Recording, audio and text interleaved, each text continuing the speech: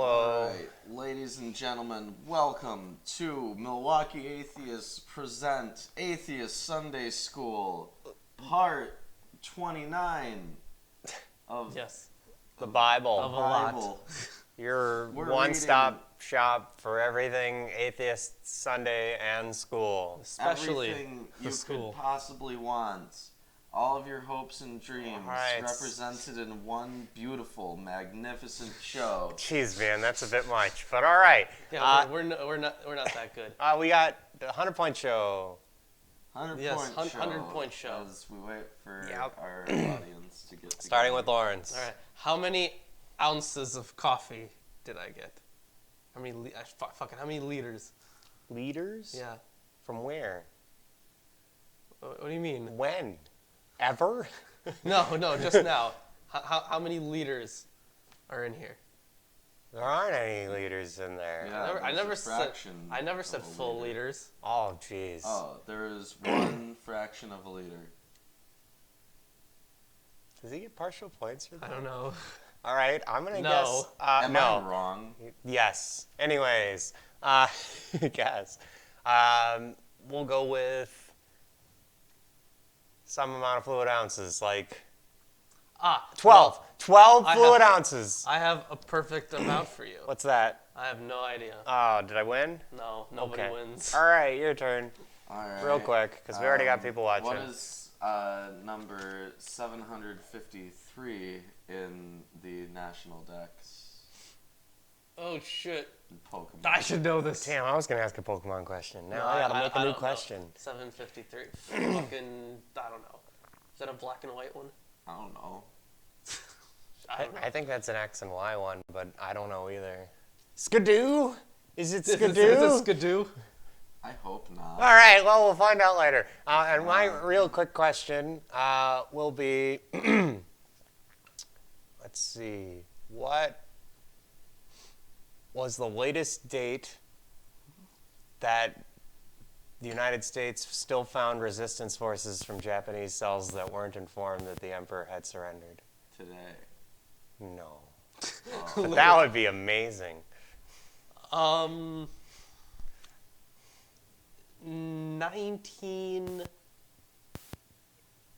1986. No. Do you want a real guess, Ruben? 1967. Oh, you're really close. It's 1969. Ooh. They found some guys still using a submarine and everything. It was real sketch. Wow. Yep. They did not get their orders. No, Yeah, completely uninformed. I mean they were underwater for way too long. Yeah. Like, that's what happens when you don't have internet access. Yeah, Well, right? No points for anyone today. Could have at least gotten a text, but no, none of that either. So, ladies and gentlemen, today we are covering Leviticus chapters 10 through 18. This is going to be a really fun one. What kind of laws are we going to run into today, gentlemen? I think these are some of the crazy laws. Like this. Oh. Yeah, I think we're getting into some of the ridiculous stuff that people quote all the time. So, at least the super evangelical creationist types. Oh, yes, these sound insane. Yeah. I remember reading that. These are like union with deity and like, what's the other one? How to assimilate life with animal sacrifice. Okay. Oh man, that sounds insane. Okay, I don't even know what that means. We should write down some of these rituals and try them out. Oh yeah, for sure. Oh yeah. I think I remember the Easiest cure, one. the cure for leprosy being in this one. Oh? Yep. Cleansing lepers and laws about lepers. Well, you know what? I don't think we have then- any lepers around, guys. No. Here, No, anyways. this means that Jesus is full of shit, man. Like, if What? he's all famous for healing the sick, and Isn't he curing God? lepers, He's just God, I thought. so he's all famous in Israel for curing lepers and shit. But that shit's already in Leviticus. It's just in the one named for the priests, Yeah. so that nobody ever actually looked into it. So you could have cured your own leprosy easily with easily. the system that already existed. Yeah, why are they going for Jesus when they could have read this part? Yeah. They were like, we already have ways to cure lepers. Get out of here, Jesus. Get out of here, Jesus. We got our own ways to cure it. Okay, well, that's fun. That's So, great. Let's proceed, because this is going to be a long... Not really, actually. I mean, I looked. The chapters some of them are pretty short. Some of them are really long. Mine's 9 pages in this book. 9 pages? Yeah. We're going to 18. Let's see. Mine is 10. Mine is 10. All right. Chapter 10. I've got the King James version of the Bible. And I have the English Standard Version. And I have the Holy Scriptures according to the monastic text, a new translation with aid of previous versions and with constant consultation of the Jewish authorities. Damn it, I didn't get it this time. I tried. I'll get it one of these days. Someday. I'll get it. This version. You're raising your title of that Bible reading level slowly. Slowly. It's just this Bible. He's leveling up. Constant consultation. I'll get it one of these days. Yeah, you'll get it. All right. Let us begin. Leprosy is a chronic infection caused by the bacteria Microbacterium leprae and Microbacterium lepromatosis. Well, they had a cure. They had a cure to that, apparently. They did. Apparently they had a cure. Here it Apparently, comes. the Pay cure attention for close that for that. is in This the book. Bible. Yes. Okay. Um, Let us so begin Yep. with chapter 10. Let's begin with chapter 10. And Nadab and Abihu, the sons of Aaron, took either of them his censer, and put fire therein, and put incense thereon, and offered strange fire before the Lord, which he commanded them not. Oh, he gets pissed off because they're burning foreign incenses. That's a great question. Has this book been studied by the Food and Drug Administration? Probably not. Probably not. Probably not. But yeah, God does not like foreign incenses. Keep that in mind. No, he It does has not. to be native. Some scents are not pleasing to the Lord. And there went out fire from the Lord and devoured them, and they died before the Lord. Oh, jeez. They were doing so well until then. Yeah, they were at least like level 4 clerics. Jeez. Then Moses said unto Aaron, This is it that the Lord spake, saying, I will be sanctified in them that come nigh me, and before all the people I will be glorified. And Aaron held his peace. What is that? Like his pipe? Oh, He's just nice. like he's holding on to it. It's like, yeah. So Aaron didn't get mad that his sons were killed by God. It's like, whatever. Yeah. 2 less mouths to feed. And Moses called Mishael and Elzaphan, the sons of Uzziel, uncle of Aaron, and said unto them, Come near, carry your brethren from before the sanctuary out of the camp. So they went near and carried them in their coats out of the camp, as Moses had said. And Moses said unto Aaron and unto Eleazar and unto Ithamar, his sons, Uncover not your heads, neither rend your clothes, lest ye die, and lest wrath come upon all the people. Rend your clothes. Like shred them? I have, do not let the hair of your heads hang loose, and do not tear your clothes. Yeah. Tear, don't tear. Okay.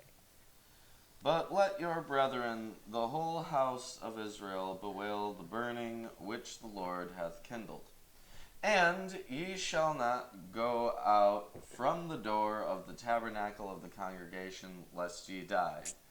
I have this idea that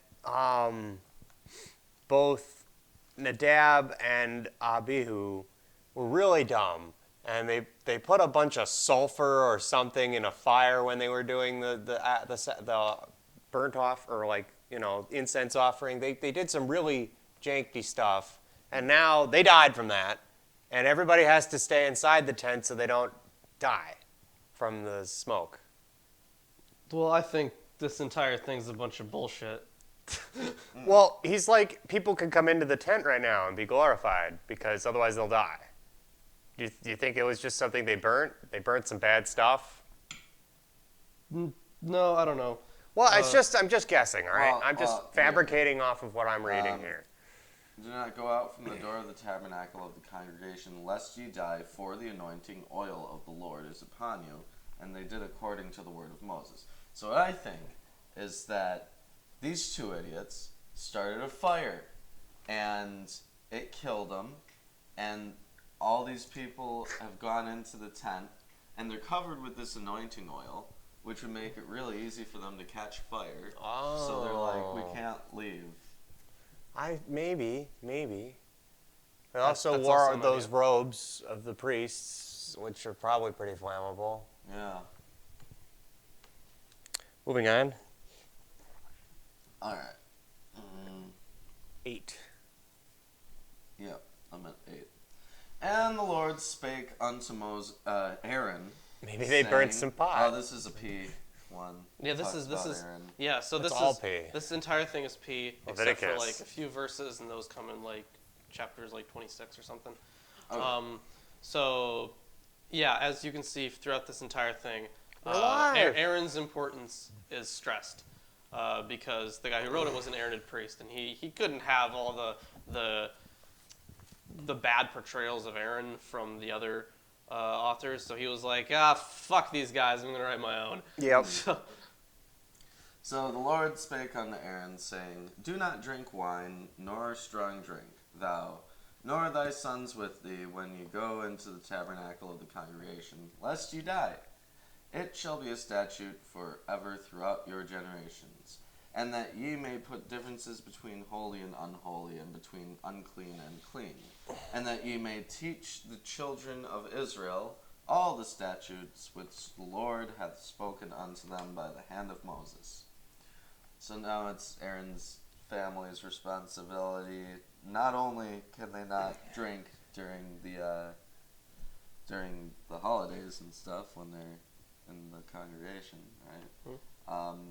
But they also are responsible for keeping the law, and they're responsible for the priesthood. Yeah. So essentially, we have now officially established a theocratic state. Yeah.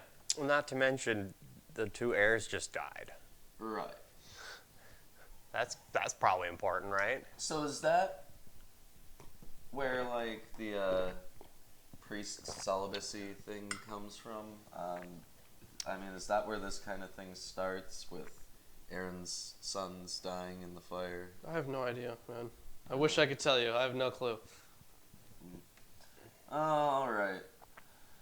And Moses spake unto Aaron and unto Eleazar and unto Ithamar his sons that were left, Take the meat offering that remaineth of the offerings of the Lord made by fire, and eat it without leaven beside the altar, for it is most holy. And ye shall eat it in the holy place, because it is thy due and thy sons' due of the sacrifices of the Lord made by fire. For so I am commanded. And the wave breast and heave shoulder shall ye eat in a clean place, thou and thy sons and thy daughters with thee, for they be thy due and thy sons' due, which are given out of the sacrifices of peace offerings of the children of Israel. The heave shoulder and the wave breast shall they bring with the offerings made by fire of the fat to wave for a wave offering before the Lord. It shall be thine and thy sons with thee by a statute forever, as the Lord hath commanded. You know, it's a lot of waving. Yeah, so many wave, over and over again. Like, yeah, it's pretty repetitive. It's awful. Agreed. Yeah. And Moses diligently sought the goat of the sin offering, and behold, Behold! it was burnt. It was burnt. And he was angry with Eleazar and Ithamar, the sons of Aaron, which were left alive, saying, Wherefore End the sentence. have ye not eaten the sin offering in the holy place, seeing it is most holy, And God hath given it to you to bear the iniquity of the congregation, to make atonement for them before the Lord. There's the period. It's in the question mark.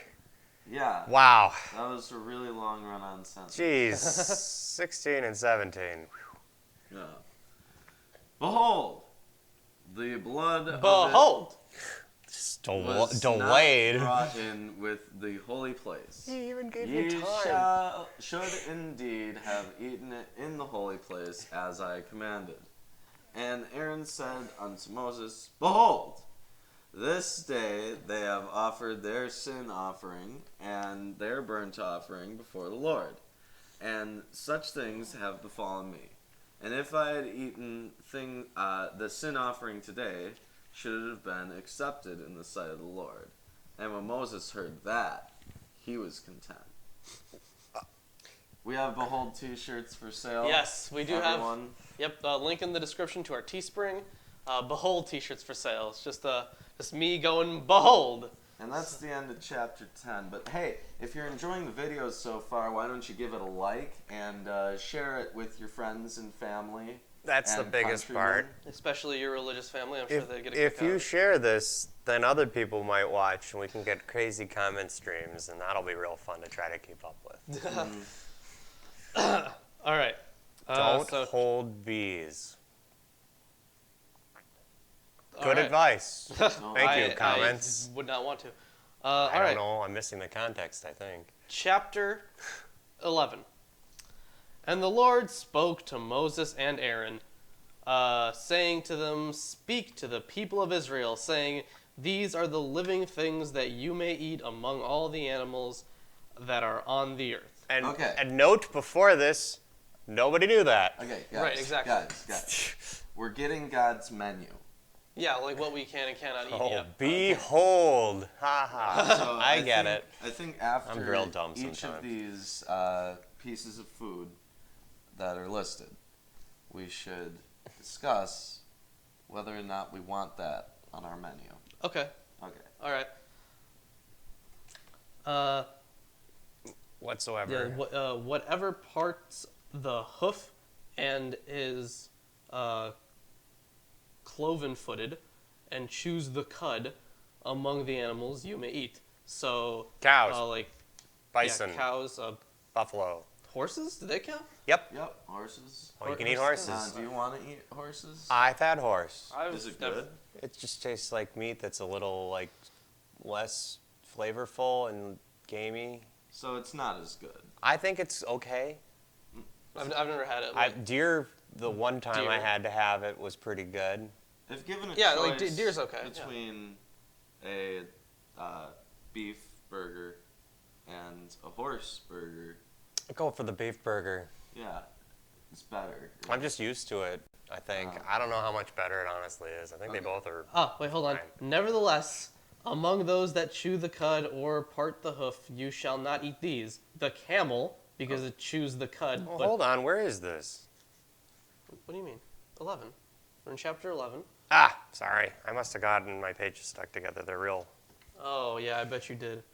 I did. That's gross, Chris. Yeah, that's Fucking gross. disgusting. Ah, it's not. No, this book sits unread down here all week, and you know that. Yeah, so we can't eat camels because it chews the cud but does not part the hoof.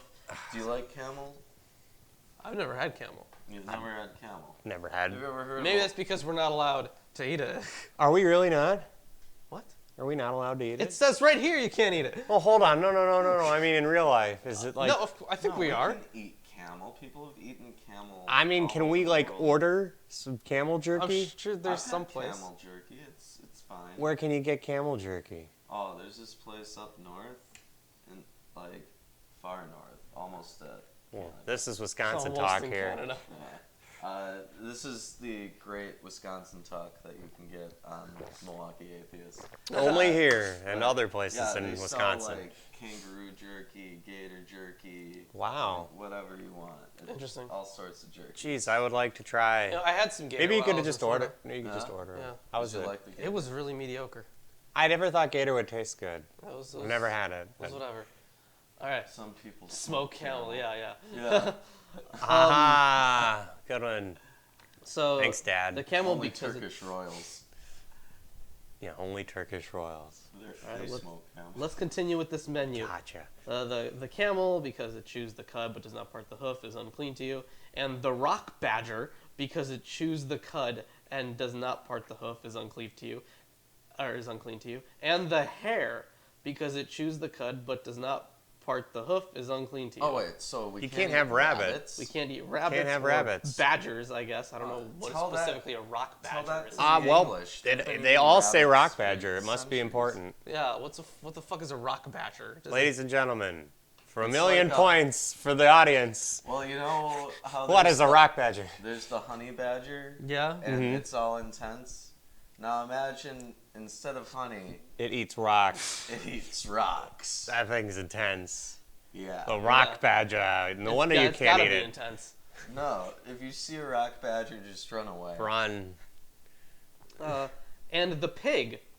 There we go. We pig. can't eat pigs. Yep. All right, so we were discussing Because earlier. it parts the hoof and is cloven-footed but does not chew the cud, is unclean to you. You shall not eat of their flesh, and you shall not touch their carcasses. They are unclean to you. So this is the whole thing in Islam, where you can't eat pigs and you can't even touch the meat. Yeah. So that's why there was that whole thing about the dude who was Muslim and he was working at a supermarket and someone bought like bacon or something and he couldn't check them out because it was against his religion. Wow. Even though he's not actually touching the carcass, he's touching the packaging. So But yes, rabbits also don't chew cud. right. But we were discussing earlier about the chimeras, the pigs, which as fetuses. We were trying to have get through this human Bible, DNA, too. Inserted into them. Now, we're not even supposed to touch pigs, Yeah. and now we're turning. Or their pigs- carcasses. We can't touch their carcasses. Okay, so is it not kosher to make chimeras? I think it's a lot of things. I don't know. That's a very interesting question. I'm sure the author of this never thought about. Yeah. Here in Leviticus 21, it goes, "Thou shalt not genetically manipulate pigs to resemble humans." Right here. Yep. Of course. No, they don't have anything in here like that. I'm sorry. These you may eat of all that are in the waters. Everything in the waters that has fins and scales, whether in the seas or in the rivers, you may eat. So we can eat fish and like sharks and shit. Gotcha. Everything in the waters that has fins and it doesn't have scales. So it must have both Sharks have fins scales. and scales. They have scales? Absolutely. I've been around sharks. Absolutely, they have scales. They're very closely plated together. You should just look into it. They're very tight, knit. If you brush one way on them, they're very sharp. But Right. towards the the way that they're going, Right, I get that. they're covered in scales. They're Those fish. scales? They are fish. All right. Yep. Okay. But not whales. No, whales are mammals. Yeah, whales. That was like the first specific thing. Wasn't it? Didn't he make those first? He specifically created whales in Genesis 1. I remember that. Like he made all the animals and also whales. We haven't run into that story about the guy who gets eaten by. Oh, that's right. fish. They're Yeah, teeth, not really. Oh, okay. but they're still scales. Covered with teeth, not scales. No, they're Teeth are not scales. Teeth are not scales. Oh. So we can't eat sharks, but we can eat basically all the fish. No starfish, no octopi. Or eels or snakes that are in water, water snakes. Can't have turtles or jellyfish. Can't have turtles, can't have jellyfish. What else? You can never have calamari. No? That's not allowed. I don't even eat calamari. I like calamari. I mean, I don't even think it tastes that good, but also Eel's good. Yeah, eel's okay. Yeah. Wish they didn't forbid you Just from. fry up some eel. No catfish? No catfish. Why not? Does it have fins and scales? I think it has fins and scales. But anything in the seas or the rivers that does not have fins and scales, of the swarming creatures in the waters and of the living creatures that are in the waters, is detestable to you. Oh It my. is detestable to you. So this is telling you that you feel this way and you have to. Yeah. That's yeah, it mean. is. You can't have that because it'll make you feel bad.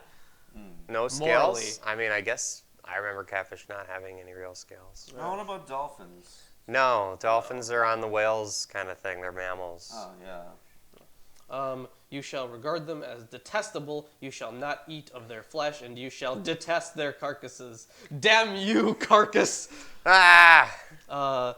Everything in the waters that does not have fins and scales is detestable to you. Thanks for letting me know again. And these you shall detest among the birds. Okay, so there are birds... Or things that fly. Or things that fly. Yeah. They shall not be eaten. They are detestable. The eagle. How many times have they said that?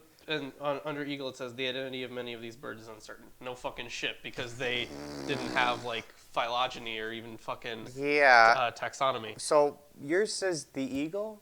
Mine says eagle. Yeah. Mine says the great vulture. Mine also says the. Doesn't say eagle. Mine says the. Then it says the eagle, and the bearded Yep, the vulture. bearded vulture, the black vulture, the kite, the falcon of any kind, every raven of any kind, the ostrich, the nighthawk, the seagull, the hawk of any kind, the little owl, the little owl, the cormorant, I don't know what that is, and the great owl. the short-eared owl. Okay. Is what I have here. Okay. The barn owl, the tawny owl, the carrion vulture, The pelican. the stork, the heron of any kind. What the fuck Yours is doesn't say pelican anywhere? No. You skipped pelican from mine. Oh. Does yours also have the stork? Yeah, that's way later. Because mine has says the the horned raven, owl. Yeah, mine has a raven. Yeah, mine says the horned owl, the pelican, and the carrion vulture. Another vulture down here. And the stork, and then it's yours again. Mine has a tawny owl. The lapwing? The tawny owl was way earlier for me. So in what verse is the pelican? The pelican is in verse 18. Yeah, I have the barn owl, the tawny owl, the carrion vulture. That's verse 17 for me. Mine, at the verse 17, it says the little owl, the cormorant, and the great owl, and the horned owl, and the pelican. Verse 18 says, and the horned owl, and the pelican. Mine says, and the swan, and the pelican, and the gyre eagle. Wow. No okay, wonder these yours says these are not specific. Yeah. Holy cow. These are so not specific. Whoa. The stork, the heron of any kind, what the fuck is a hoopoe? I don't know, but mine has a hoopoe. And the bat. And the bat. Okay. All winged swarming things. All winged insects that go on all fours are detestable to you. Yet among the winged insects that go on all fours, you may eat those that have jointed legs above their feet, with which to hop on the ground. So you can eat locusts? Like crickets and stuff. It says here locusts. Does it say locusts? It doesn't actually give me specific ones. Mine says, even after them ye may eat is the next part of the locusts. Yeah, Oh, okay, yeah. 22. Of them you may eat the locust of any kind, the bald locust of any kind, the cricket of any kind, and the grasshopper of any kind. Mine says the beetle after his kind. Interesting. But all other winged insects that have 4 feet are detestable to you. Okay, so you can eat these insects if you want. Yeah. And the other ones you just can't eat. And these you shall become... Oh, and by these you shall become unclean. Whoever touches their carcass shall be unclean until the evening. But you only become unclean until the evening. Oh. So they let you, clean them up. But you're only unclean for a little while. Huh. And whoever carries any part of their carcass shall wash his clothes and be unclean until the evening. Okay. Every Okay. animal that parts the hoof but is not cloven-footed or does not chew the cud is unclean to you. Everyone who touches them shall be unclean, and all that walk on their paws among the animals that go on all fours are unclean to you. So like lions and tigers. And cats. And cats, and yeah. dogs. Yes. Unclean. Yes, they were blind. All insects have 4 legs. So to them. We've To them. established that you cannot have a pet dog or a pet cat if you're following traditional Leviticus law. Yeah, effectively. Yeah. Well, I've been to Israel, and one of the big problems in Israel is that there are fucking cats everywhere. Like swarms of dozens of homeless cats. I mean, apparently England is devoid of most wildlife because of cats. Yeah. They Well, just. not most wildlife, but like most like small rodents. Oh yeah, birds and rodents. They just Mice. didn't do too well with all those rats being eaten and consumed. The ecosystem collapsed. Destroyed by the cats. Yeah. Yeah, but speaking from a standpoint of Levitical law. Oh, it only says that if you touch their carcasses. Yeah, whoever touches their carcass shall be unclean until the evening. And he who carries their carcass shall wash his clothes and be unclean until the evening. They are unclean to you. So you can have pets, but No, mine says, oh yeah, it does specify the carcass. yeah. Fair enough.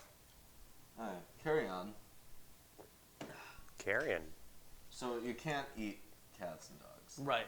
You can't eat them because you can't touch their carcass. So, all right. And these are unclean to you among the swarming things that swarm on the ground: the mole rat, the mouse, the great lizard of any kind, the gecko, the monitor lizard, the sand lizard, and the chameleon. Wait. What? Yeah. What about chameleons? They are unclean to you. They are? I like That's what it chameleons.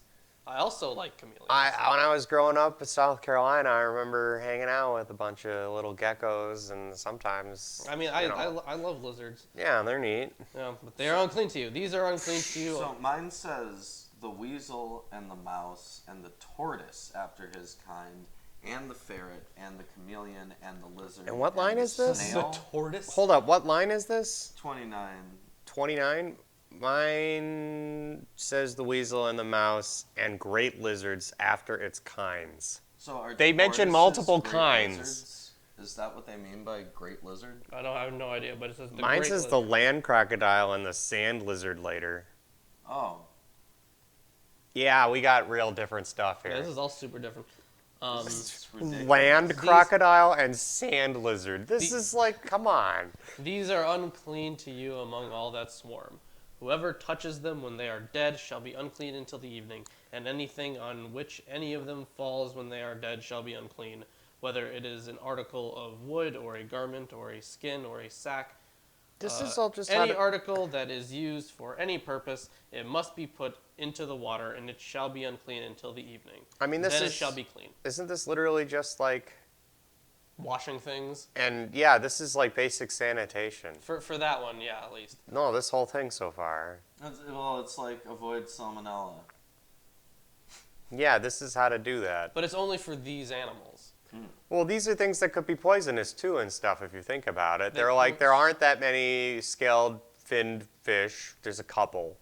And there aren't that many poisonous land animals that are hooved. Okay? Did you say that there are a couple of scaled finned fish? That You are did say poisonous. Oh, that are poisonous. Oh yeah. Not all of them are. Out of all the things you could pick, the eels will shock and poison you. The squids are bad. The jellyfish will kill you. There's just pick the fin things and you'll probably be the okay. puffer fish. Usually they're not poison, but the puffer fish is also the fugu fish. Yeah, I know. That Oh. was what I was referencing. Right, yeah, no, it's not scaled. I know, but it like if you eat the wrong part of it. Oh, it's just a little bit you can eat. Yeah, Because the most of it's poison. right. Yeah. Anyway. Well, they're all different kinds. Different kinds. Yeah, I know. They mentioned multiple kinds. Dear Kent Hovind. Right. Um, Here's how precise your book There is. are some kinds. No, and but seriously, all of ours differ. all of ours are Yeah. so drastically different. So which ones are kinds? And he's gonna be like, all of them are kinds. Well, especially those sand lizards and those land crocodiles. And those As is other of the lizards. nut kind. Yeah. That's fantastic. And if any of them falls into any earthenware vessel, all that is in it shall be unclean, and you shall break it. Okay, that's kind Smash. of different. You just smash some shit. It's like, now it's all good. Any food in it that could be eaten on which water comes shall be unclean, and all drink that could be drunk from every such vessel shall be unclean. And everything on which any part of their carcass falls shall be unclean, whether oven or stove, it shall be broken in pieces. They are unclean and shall remain unclean for you. Nevertheless, a spring or a cistern holding water shall be clean, but whoever touches a carcass in them shall be unclean. Yeah, let's ask Aaron about that, or Aaron. Aaron, yeah. Aaron Ra when he comes on. We're definitely gonna About that debate. We're gonna talk maybe a little bit about it. yeah, definitely. that 'Cause was I love that entire thing. yeah. Thanks, comments. Anyways, Yeah. Yeah. What day is it? April 6th? 6th. Yep. April 6th. Aaron Ra is gonna be right here in studio. We're gonna do an episode of Atheist Sunday School, even Yep. though I know it's like on a Friday. oh whatever. Yeah. So no, or Saturday. I forget. Well, I'm sure Aaron, not Aaron, will be happy to get off work a little early. Aaron. No, It's Aaron, not Aaron. Oh, you're talking about Aaron. Yeah, I am Okay, actually. fine. Anyways. Snap, Irrelevant. snap. Continue on. Okay. Where the fuck was I? Who knows? Oh yeah, okay. So shall be unclean. And if any part of their carcass falls upon any seed grain that is to be sown, it is clean. What? But if water is put on the seed and any part of their carcass falls on it, it is unclean to you. Okay. So if you have already planted a seed and a carcass falls on it, then it's unclean. But if you haven't planted it yet, it's still clean. Mhm. Apparently. Okay. Okay. And if any animal which you may eat die, what? And if any animal which you may eat dies, whoever touches its carcass shall be unclean until the evening, and whoever eats of it, of its carcass, shall wash his clothes and be unclean until the evening. Oh. And whoever carries the carcass shall wash his clothes and be unclean until the evening. So basically, if you want to eat the animals, you need to wash up. Mhm. Yeah. You mean you wash your clothes specifically? Yeah. Yeah. Every swarming thing that swarms on the ground is detestable. It shall not be eaten. Whatever goes on its belly, and whatever goes on all fours, or whatever has many feet. What counts as many feet? You centipedes. No, Just that. Just centipedes, That's a lot of millipedes, feet. That's it. All right. Any swarming thing that swarms on the ground you shall not eat, for they are detestable. You shall not make yourselves detestable with any swarming thing that swarms. And you shall not defile yourself with them and become unclean through them. For I am the Lord your God. Consecrate yourselves, therefore, and be holy, for I am holy. You shall not defile yourselves with any swarming thing that crawls in the ground. For I am the Lord who brought you out of the land of Egypt to be your God. You shall therefore be holy, for I am holy. So basically, this is all the stuff that God likes and doesn't like. That's what I'm getting from this. That No. No? No way. Guys. no? Oh my god. What's up? This is a great quote. Right? It is? Because the Christians always talk about how, like, oh, nothing is holy like God, right?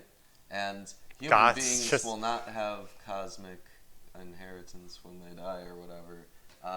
Like, they won't become divine beings. Well, this just says that within you their shall cosmology. be holy. But the quote literally says, "Ye shall therefore be holy, for I am holy." Yeah. So they use the exact same word to describe what you would be. Now remember, God is. the word holy is used 150 times throughout Leviticus and has many different meanings. And I don't know why. And maybe they mean different things. But I highly doubt that in the same sentence they decided, well, this holy means that, and that holy means this, unless you are the cherriest of cherry pickers. I mean, you could. I could see a different interpretation That's a for ripe this. cherry.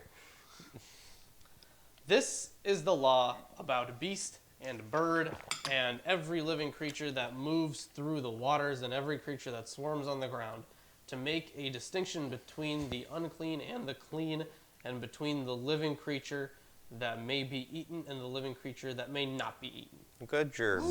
So this is the menu. We're left with a small percentage, or some.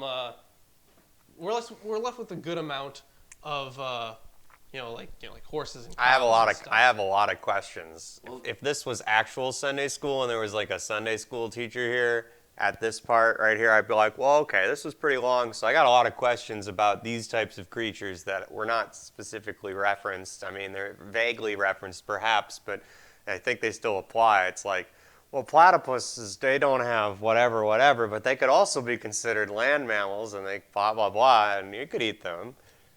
You could eat a platypus or an echidna. Nothing or, against eating platypuses Yeah. I guess. Or porcupine. Sure. or porcupines. Yeah. Oh wait, it's a beast. It has 4 legs. And it doesn't have hoofs. And Right. What about a kangaroo?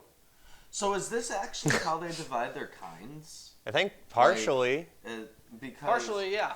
Because what you would be able to do is say that each of these ones that they mentioned was a kind. Oh. But at the same time, all of our translations differ.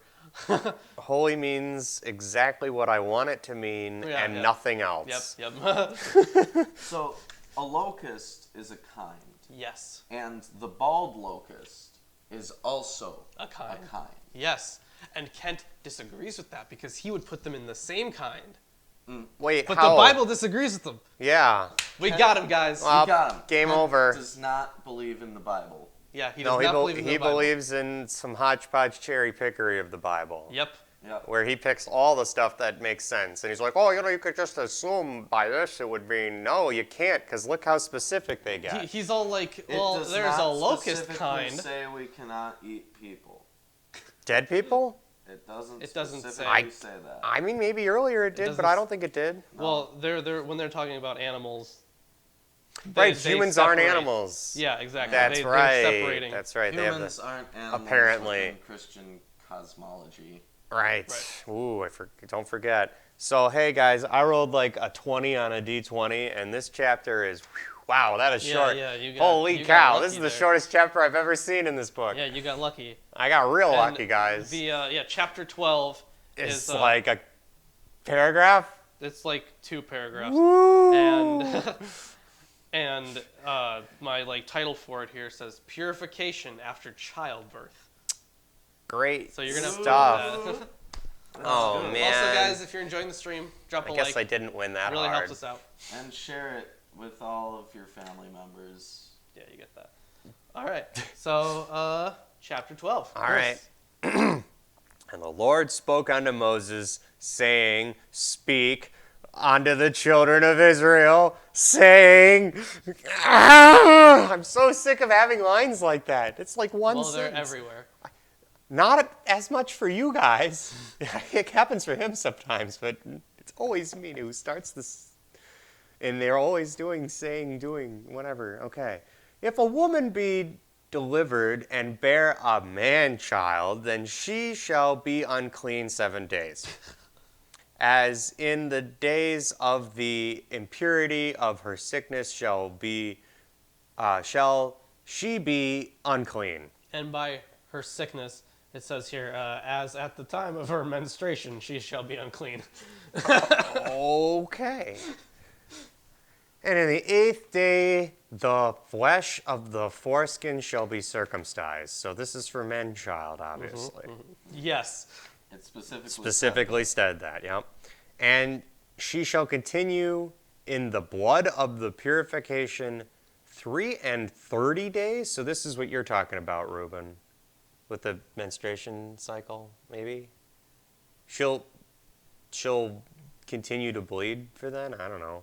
She shall touch no hallowing thing, nor come into the sanctuary until the days of her purification be fulfilled. So after 33 days, you are allowed to come back into society, basically. Yeah. Okay. But until then, I guess they would just be bedridden, I guess. So something like that. They just wouldn't be able to really go. Yeah. Oh, Good. I meant if this was like, okay. So a Sunday school, quote unquote, is where a teacher talks down to her kids. This is from the question here. I think. Yeah, obviously. But no, it's a Sunday school as much as Yeah, any this- other school. It's just that we're not traditional because There aren't a bunch of kids, hopefully. I'm pretty sure. Why this does is God going make over. women sick every month? Because of Eve. Because of Eve, yeah. Sure. Pretty much It's all because of Eve's Eve. fault. Yeah. Yep. Cut the what? Oh, it got revoked. Yeah, whatever. Oh, I right. wanted to read that. Right. All right, I'm gonna keep going with I'm at 5. Yes. But if she bear a maid child, then she shall be unclean for 2 weeks. As in her impurity she shall continue in the blood of purification 66 days. So it is. So yeah, 66 days. Mm-hmm. So it's worse. Yeah, It is twice as bad to have a female child. apparently. So you should always want to have male children. Is this? Yeah. I mean, they've always Can't really do said much there about was a difference in whatever, but obviously right here it's emphasizing the difference. This is one of the. They're sexist, Yeah. It is clearly labeling men as superior to women. Yeah. I guess, with purity and impurity, whatever. You can't possibly twist this in such a way that it makes them seem equal. Correct. I'll agree with that. Unless you want to be unpure, then have women away, I guess. And when it seems real easy. Anyways, there would be way easier ways. And when the days of her purification are fulfilled, for a son or for a daughter, she shall bring a lamb of the first year for a burnt offering. So every kid has a lamb sacrificed for them. Yes. Where are you getting all this excess lamb? They're a young around. pigeon- They're just it's like, oh, I got knocked up, so we've got a kid in the oven because we made the ram's mate, or whatever, the sheep mate, and now we'll know there'll be a kid for sacrifice when my kid's born, because it takes a while for them to have a kid Yeah. too. So was that what they do? I don't know. That's weird, But yeah, man. the lamb would have to be specifically a year old. Oh. For a young, okay, hold on. For a burnt offering, and a young pigeon or a turtle dove for a sin offering. So you also have to prepare A sin offering because sin you offering. sinned apparently bringing for having a kid. bringing people into the world is evil. Anyways, Even though God tells you to, be fruitful and multiply, Yeah. and that's his blessing. Yeah. What a dick. His blessing. I got is a to broken make carousel you song in my unholy. head, and you're on the carousel, but it's it's dying. Yeah. No, God, you're a real hypocrite here. I'm sorry. You fucking asshole. Oh, jeez. Onto the door of the tent of meeting, unto the priest, and he shall offer it before the Lord and make atonement for her. And she shall be cleansed from the fountain of her blood. The flow of her blood. Flood That's what mine my- says fountain of her blood. The fountain? Yeah. Mine Jeez. says the issue of her blood. Oh. This is great. But that's really funny because, if you go and sacrifice some stuff, your period's over, apparently. I guess. Yeah, apparently that's So- how it worked. Any ladies who want to cut their periods down, go sacrifice animals. Yeah, that's. But the thing is, You learned now. The thing is, Yes, rabbis and priests are the same thing. Rabbis are the Jewish priests. yeah, in the context of this, they're the same. For sure. Also, it's really interesting here that they emphasize again that only the priesthood can sacrifice because you have to bring the sacrifice, but the priests are the ones that actually have to perform Yes. the sacrifice. Well, because the priests also take a cut of the sacrifice. Right, that too. They're hungry. Yeah. I mean, you got more mouths to feed, so now we have to sacrifice to feed the current mouths. Oh, free food. Let's see, because they still get daily sacrifices for everything too. So this is just more on that. This is the law for her that beareth, whether a male or female. And if her means suffice not for a lamb, then ye shall take 2 turtle doves and 2 pigeons, or 2 pigeons. Mine says 2 turtles or 2 young pigeons. That's amazing. Those Wait. are very different. This is very different. Those are I put turtles. What is that? What your book says? All right. Turtles. Yeah, they were just a bunch. that is incredibly different. Wow. Yeah. All right. The one for burnt offering and the other for sin offering. The priest shall make atonement for her, and she shall be clean. All right, that's it. Chapter 12. Holy crap, chapter 13. Yeah, chapter 13 is huge. Mother of God. What did we sign up for? Why did you do this to me? And I get 15 after that? Oh, hey, 15's not that bad compared to these. Good luck. Jeez. Do we need a break or something? Nope. Oh, man. Let's continue. All right. Hey, if you're liking the stream, you should like the stream. Turtle power. And share it with your friends and family and loved ones and, like ex-girlfriends. Ex-girlfriends. Yeah. Shit, man. You we just know, want everybody. We know they want to hear from you. Yeah. Yeah, they definitely want you to send them a message to come here. Yeah, they'll be like, this guy hasn't talked to me in 5 years. What? Milwaukee Atheist. Right, so these are the laws about leprosy. So we're excited to get into this. We're about to get into some real doctor shit here. Yeah. So let's go. I'm gonna see if I can find something. Now, in here once while we you're- finish this chapter, we should all be able to perform the miracles that Jesus performed. No, there's during laws leprosy. about leprosy, and then there's laws for cleaning lepers. Those are separate. I gotta get something to eat. I have not eaten today. Can I go grab something to eat? Fine, go grab something. Thanks, Grab me man. something to eat, too. I'll make some of those toaster strudels. Okay. So I'll Hold on, start. let's stop because Chris's mic might be too loud. That'll make some noise for just a sec. Hold on, folks. There we are. And grab Alright. me some more coffee. I don't know if when there's we any. come I back. don't know if there's any coffee. There's probably coffee. All right. Anyways, so laws about leprosy. Laws about leprosy. Let's go. Some real doctor shit here. Alright. And the Lord spake unto Moses and Aaron, saying, When a man shall have in the skin of his flesh arising a scab or bright spot, and let it be in the skin of his flesh, like the plague of leprosy, then he shall be brought unto Aaron the priest, or unto one of his sons, the priests. And the priest shall look on the plague in the skin of the flesh, and when the hair in the plague is turned white, and the plague in sight be deeper than the skin of his flesh, and is a plague of leprosy, the priest shall look on him and pronounce him unclean. If the bright spot be white in the skin of his flesh, and in the sight be not deeper than his skin, and the hair thereof be not turned white, then the priest shall shut him that hath the plague 7 days. And the priest shall look on him the 7th day, and behold, if the plague... Behold, in his sight be at a stay, and the plague spread not in the skin, then the priest shall shut him up 7 days more. And the priest shall look on him again the 7th day, and behold, if the plague be somewhat dark, and the plague spread not in the skin, the priest shall pronounce him clean. It is but a scab. So if you have a scab, And you think it might be leprosy. you spend 14 days locked up, Yeah. and he shall wash his clothes and be clean. But if the scab spread much abroad in the skin, after that he hath been seen of the priest for his cleansing, he shall be seen of the priest again.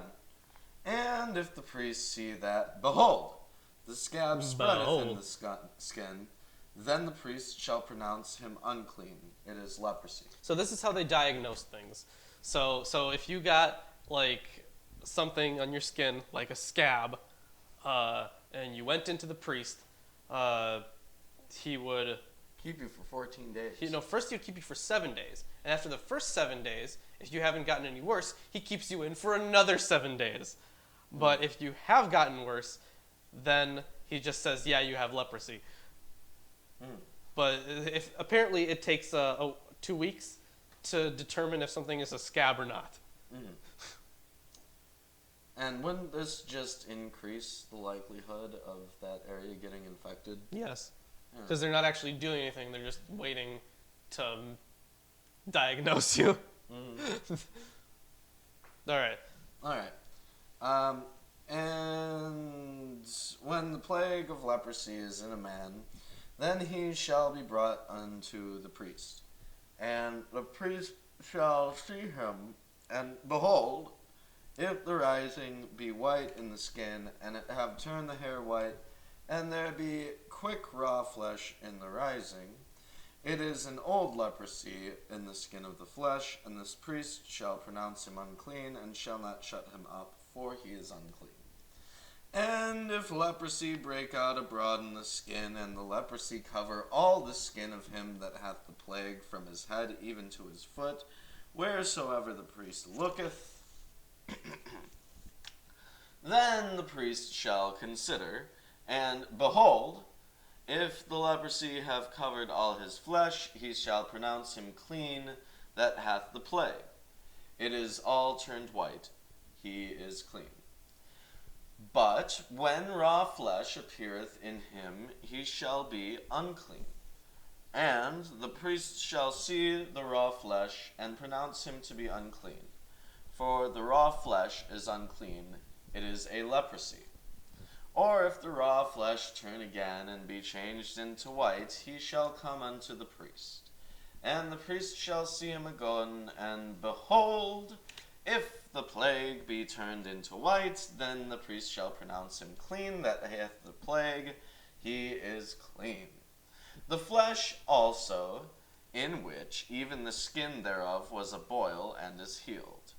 And the place of the boil, there be a white rising, or a bright spot, white and somewhat reddish, and it be shown to the priest. And if, when the priest seeth it, behold, it be in sight lower than the skin, and the hair thereof be turned white, the priest shall pronounce him unclean. It is a plague of leprosy broken out of the boil. But if the priest look on it, and behold, there be no white hairs therein, and if it be not lower than the skin, but be somewhat dark, then the priest shall shut him up 7 days. And if it spread much abroad in his skin, then the priest shall pronounce him unclean, it is the plague. But if the bright spot stay in his place, and spread not, it is a burning boil, and the priest shall pronounce him clean. Or if there be any flesh in the skin whereof there is a hot burning, and the quick flesh that burneth have a white bright spot, somewhat reddish or white, then the priest shall look upon it, and behold, if the hair is bright spot be turned white, and sight deeper than the skin, it is leprosy broken out of the burning, wherefore the priest shall pronounce him unclean. It is the plague of leprosy. It sounds like they're just describing any kind of infection. Yeah, pretty much.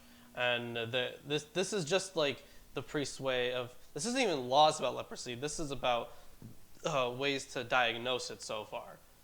All right. About 200 cases of leprosy are reported every year in the United States. Well, soon we're going to learn the biblical way to cure that. Yeah, which, of course, is completely scientific. As Christians will tell you, is much more reliable.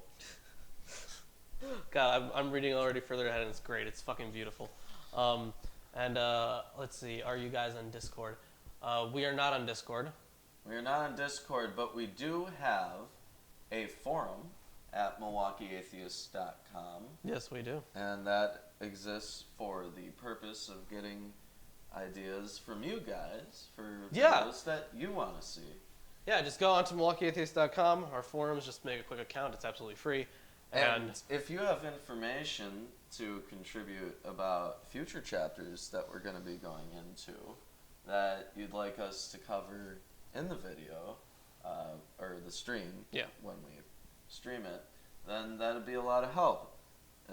Community effort. We're all going to know everything about the Bible. Yes, we're all going to learn together. Yep. Anyways, we're talking about leprosy now. I think you're at 26, right? 26? Yeah, I guess. But if the priest look on it, and behold, there be no white hair on the bright spot, and it be no lower than the other skin, but be somewhat dark, then the priest shall shut him up 7 days. And the priest shall look upon him the 7th day, and if it be spread much abroad in the skin, then the priest shall pronounce him unclean. It is the plague of leprosy. And if the bright spot stay in his place and spread not in the skin, but be somewhat dark, it is a rising of the burning, and the priest shall pronounce him clean, for it is an inflammation of the burning. If a man or woman... And this is interesting, because this is the first time they're talking about women having leprosy. Yeah. Because every other time it's just been if a man has leprosy. So this is the first time it says woman in this chapter, at least. So, if a man or woman have a plague upon the head or the beard, then the priest shall see the plague, and behold, if it be in sight deeper than the skin, and there shall be a yellow thin hair, then the priest shall pronounce him unclean. It is a dry scale, even a leprosy on the head or beard. And if the priest look on the plague of the scale, and behold, it be not in sight deeper than the skin, and that there is no black hair in it, then the priest shall shut him that hath the plague of the scale 7 days. And in the 7th day the priest shall look on the plague, and behold, if the scale spread not, and there be in it no yellow hair, and the scale be not in sight deeper than his skin, he shall be shaven. But the scale shall he not shave, and the priest shall shut him up that hath the scale 7 days more. And in the 7th day the priest shall look upon him, and behold, thanks, Chris. If the scale be spread in the skin, the priest shall not seek for yellow hair. Where are we at? We're still in 13. We're on 13? We're on 1337. 37? Oh. Yeah, I made a dent in it, all right. But if the scale be in his sight at a stay, and that there is black hair grown up therein, the scale is healed, he is clean. And the priest shall pronounce him clean. So this is interesting here. Mine says, but if in his eyes the itch is unchanged and black hair has grown in it, the itch is healed and he is clean, and the priest shall pronounce him clean. So if maybe are they talking about eyelashes here? Pink eye. Okay, yeah, that seems reasonable. Okay. If a man also or a woman have in the skin of their flesh bright spots, even white bright spots, then the priest shall look, and behold, if the bright spots in the skin of their flesh be darkish white, it is a freckled spot that groweth in the skin, he is clean. And the man whose hair is fallen off his head, he is bald, yet he is clean. What? And Hold on. If a man's hair falls out from his head, he is... Okay. Never mind. I was confusing that with the previous sentence. Okay. And he that hath his hair fallen off from the part of his head towards his face, his forehead bald, yet he is clean. And if there be in the bald head or bald forehead a white reddish sore, it is a leprosy sprung up in the bald head, or his bald forehead. Then the priest shall look upon it, and behold, if the rising sore be white reddish in the bald head or in the bald forehead, as the leprosy appeareth in the skin of the flesh, he is a leprous man, he is unclean. The priest shall pronounce him utterly unclean. His plague is in his head. Wow.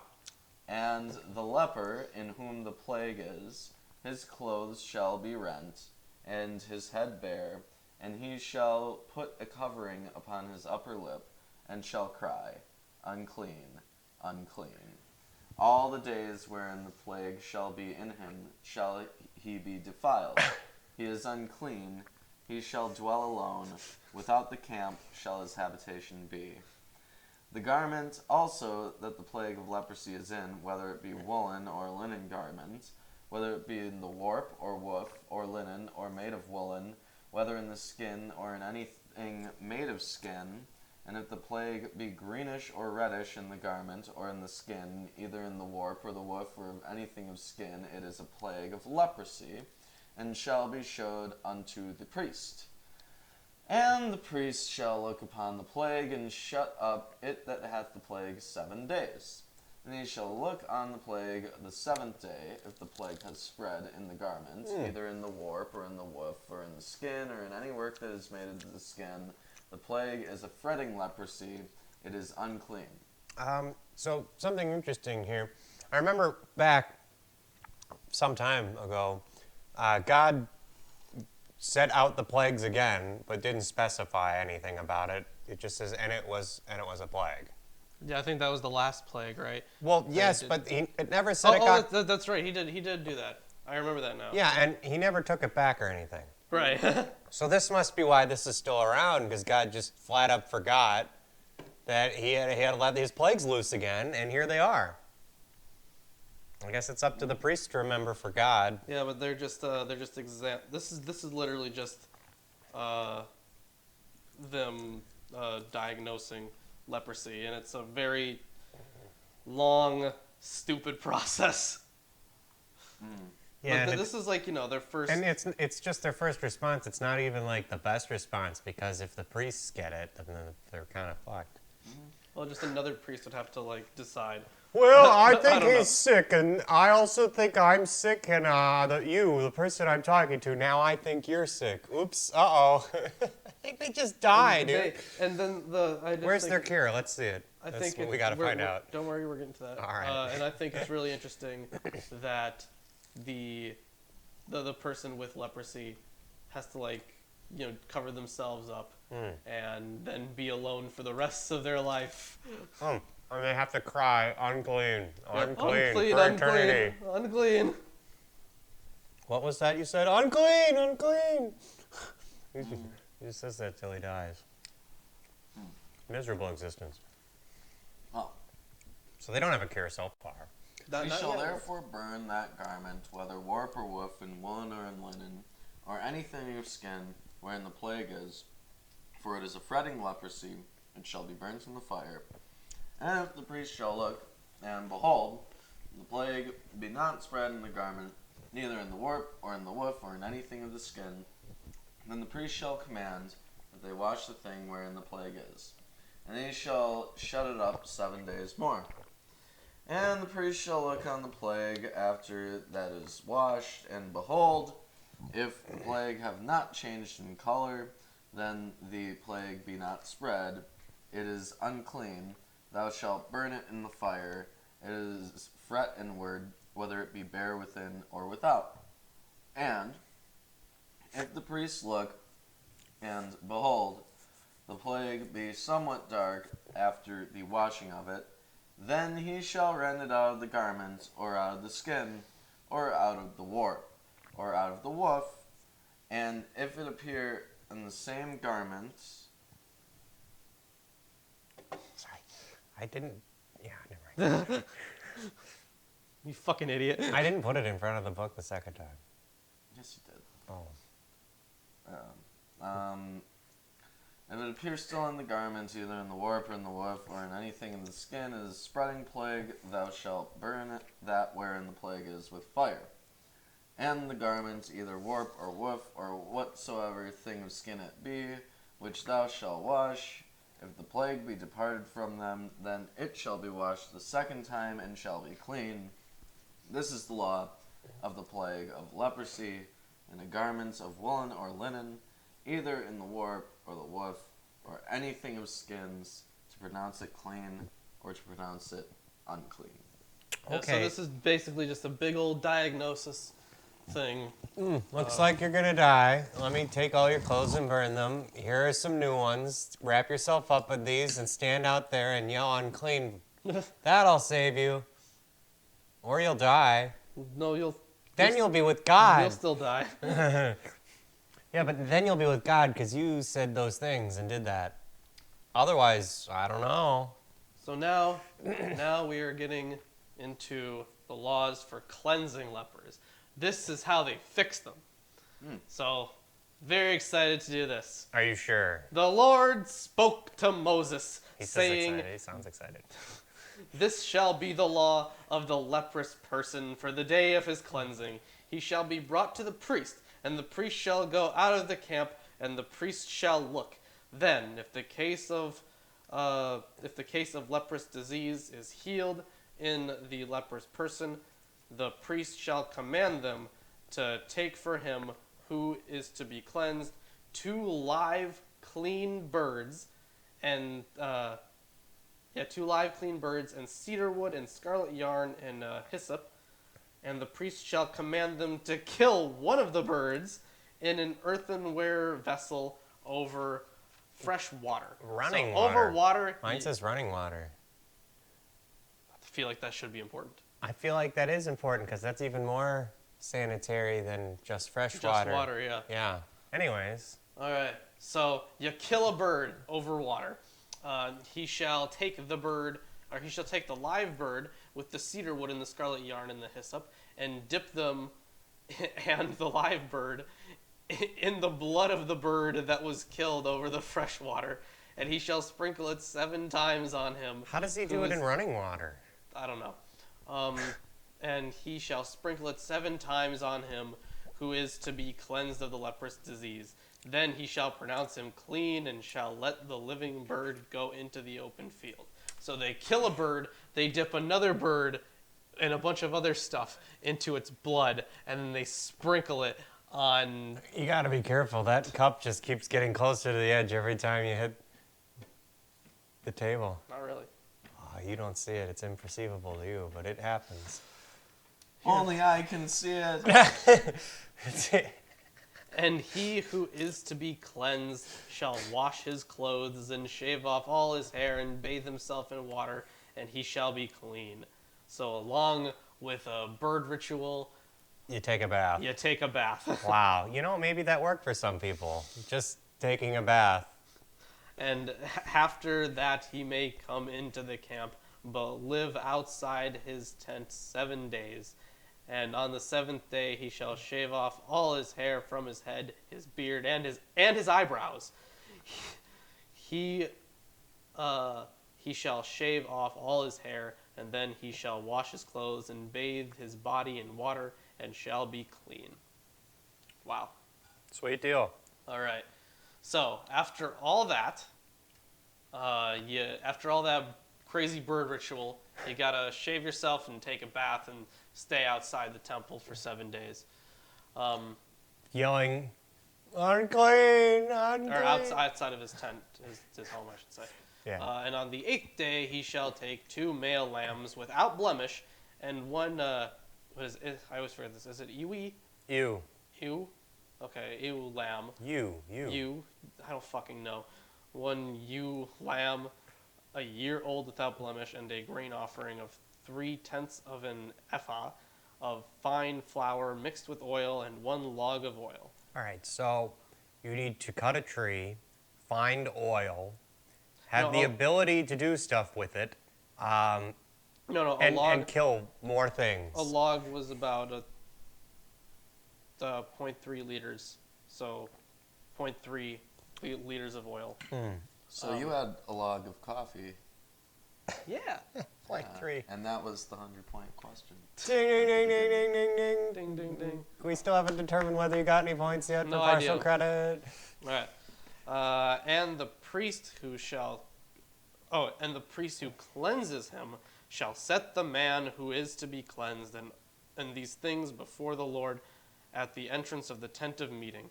And the priest shall take 1 of the male lambs and offer it for a guilt offering along with the log of oil, and wave them for a wave offering before the Lord. And he shall kill the lamb in the place where they kill the sin offering and the burnt offering, So, in the place of the sanctuary. For the guilt offering, like the sin offering, belongs to the priest. It is most holy.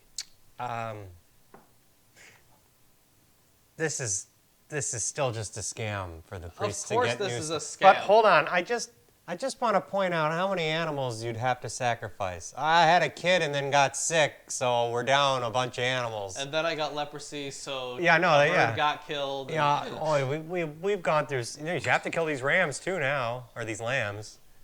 Yeah. So, yeah, if priests are living anything large. if Yeah, they're living anything large. happens to you in your life, you have to kill a bunch of your animals. Yeah. Anything, if anything happens. The priest shall take some of the blood of the guilt offering, and the priest shall put it on the lobe of the right ear of him who is to be cleansed, and on the thumb of his right hand, and on the big toe of his right foot. Then the priest shall take some of the log of oil, and pour it into the palm of his own left hand, and dip his right finger in the oil that is in his left hand, and sprinkle some oil with his finger 7 times before the Lord. Just a bunch of shit that really doesn't fucking matter. Well, it might make you feel like stuff's happening. Yeah, it'll make you feel like This stuff's is happening. like a placebo effect. Oh, there's God. Yeah, but Found God. I there we go. doubt this will work. And some of the oil that remains in his hand, the priest shall put on the lobe of the right ear of him who is to be cleansed, and on the thumb of his right hand, and on the big toe of his right foot, on the top of the blood of the guilt offering. And the rest of the oil that is in the priest's hand shall put on the head of him who is to be cleansed. Then the priest shall make atonement for him before the Lord. The priest shall offer the sin offering to make atonement for him who is to be cleansed from his uncleanness, and afterward he shall kill the burnt offering. And the priest shall offer the burnt offering and the grain offering on the altar. Thus the priest shall make atonement for him, and he shall be clean. Wow. What a bunch of bullshit. So, What? yeah, you still got a lot to go. Yeah. Still got a lot to go. And honestly, none of this would work. I'm not even right, going to right. pretend to do this It's like a for bunch. lepers. Right. It's like a bunch of steps, and they pretty much get more and more meaningless.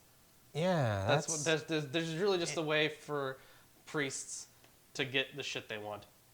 Oh, man. I guess they like to eat doves and turtles. And turtle doves. Sure, yeah.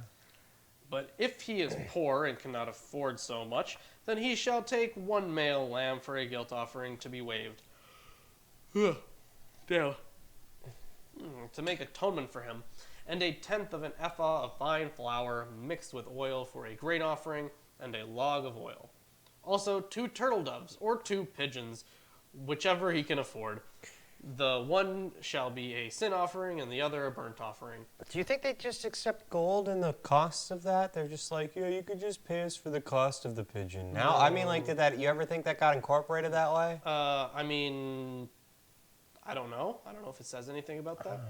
But What? yeah, that's just some dude setting up rules on how to pretty much do everything in the priesthood. Yay. Everything that a priesthood requires. Ooh. And on the 8th day he shall bring them for his cleansing to the priest to the entrance of the tent of meeting before the Lord.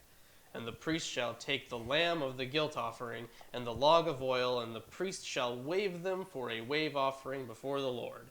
And he shall kill the lamb of the guilt offering. And the priest shall take some of the blood of the guilt offering, and put it on the lobe of the right ear of him who is to be cleansed, and on the right thumb of his right hand, and on the big toe of his right foot.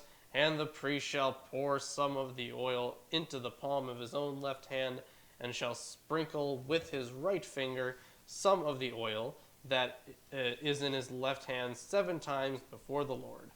And the priest shall put some of the oil that is in his hand on the lobe of the right ear of him who is to be cleansed, on the right thumb of his right hand, and on the big toe of his right foot. Oh, boy. Yeah, in the place where the blood of the guilt offering was put.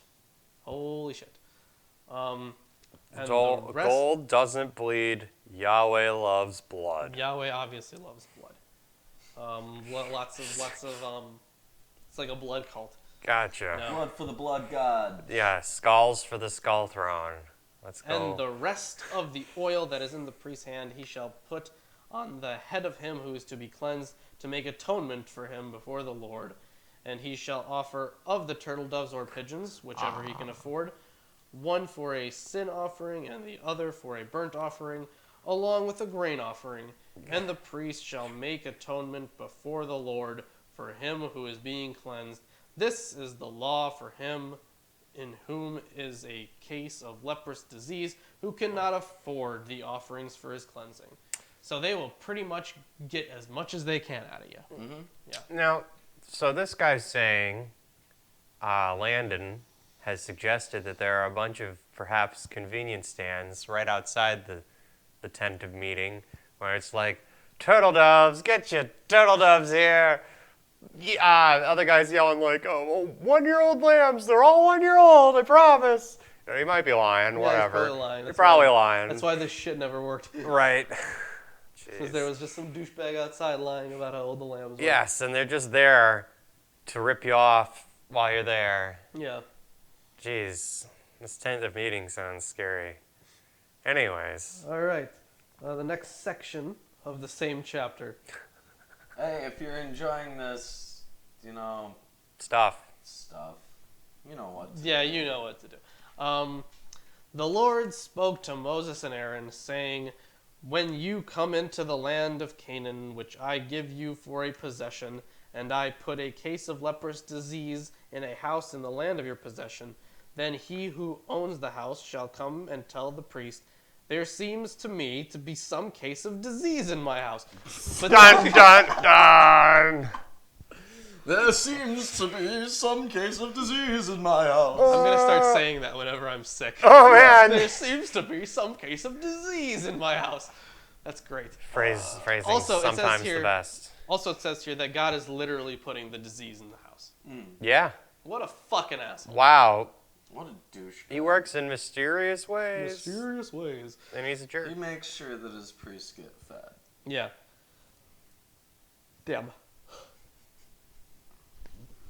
Not anymore, though.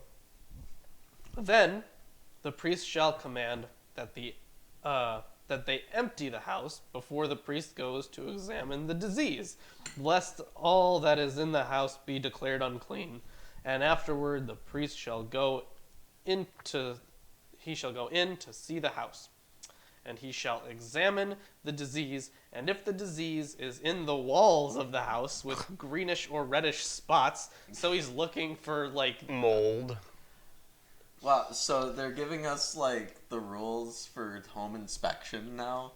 Make Yes. sure your They think house the isn't walls are filled with diseased. shit. Okay.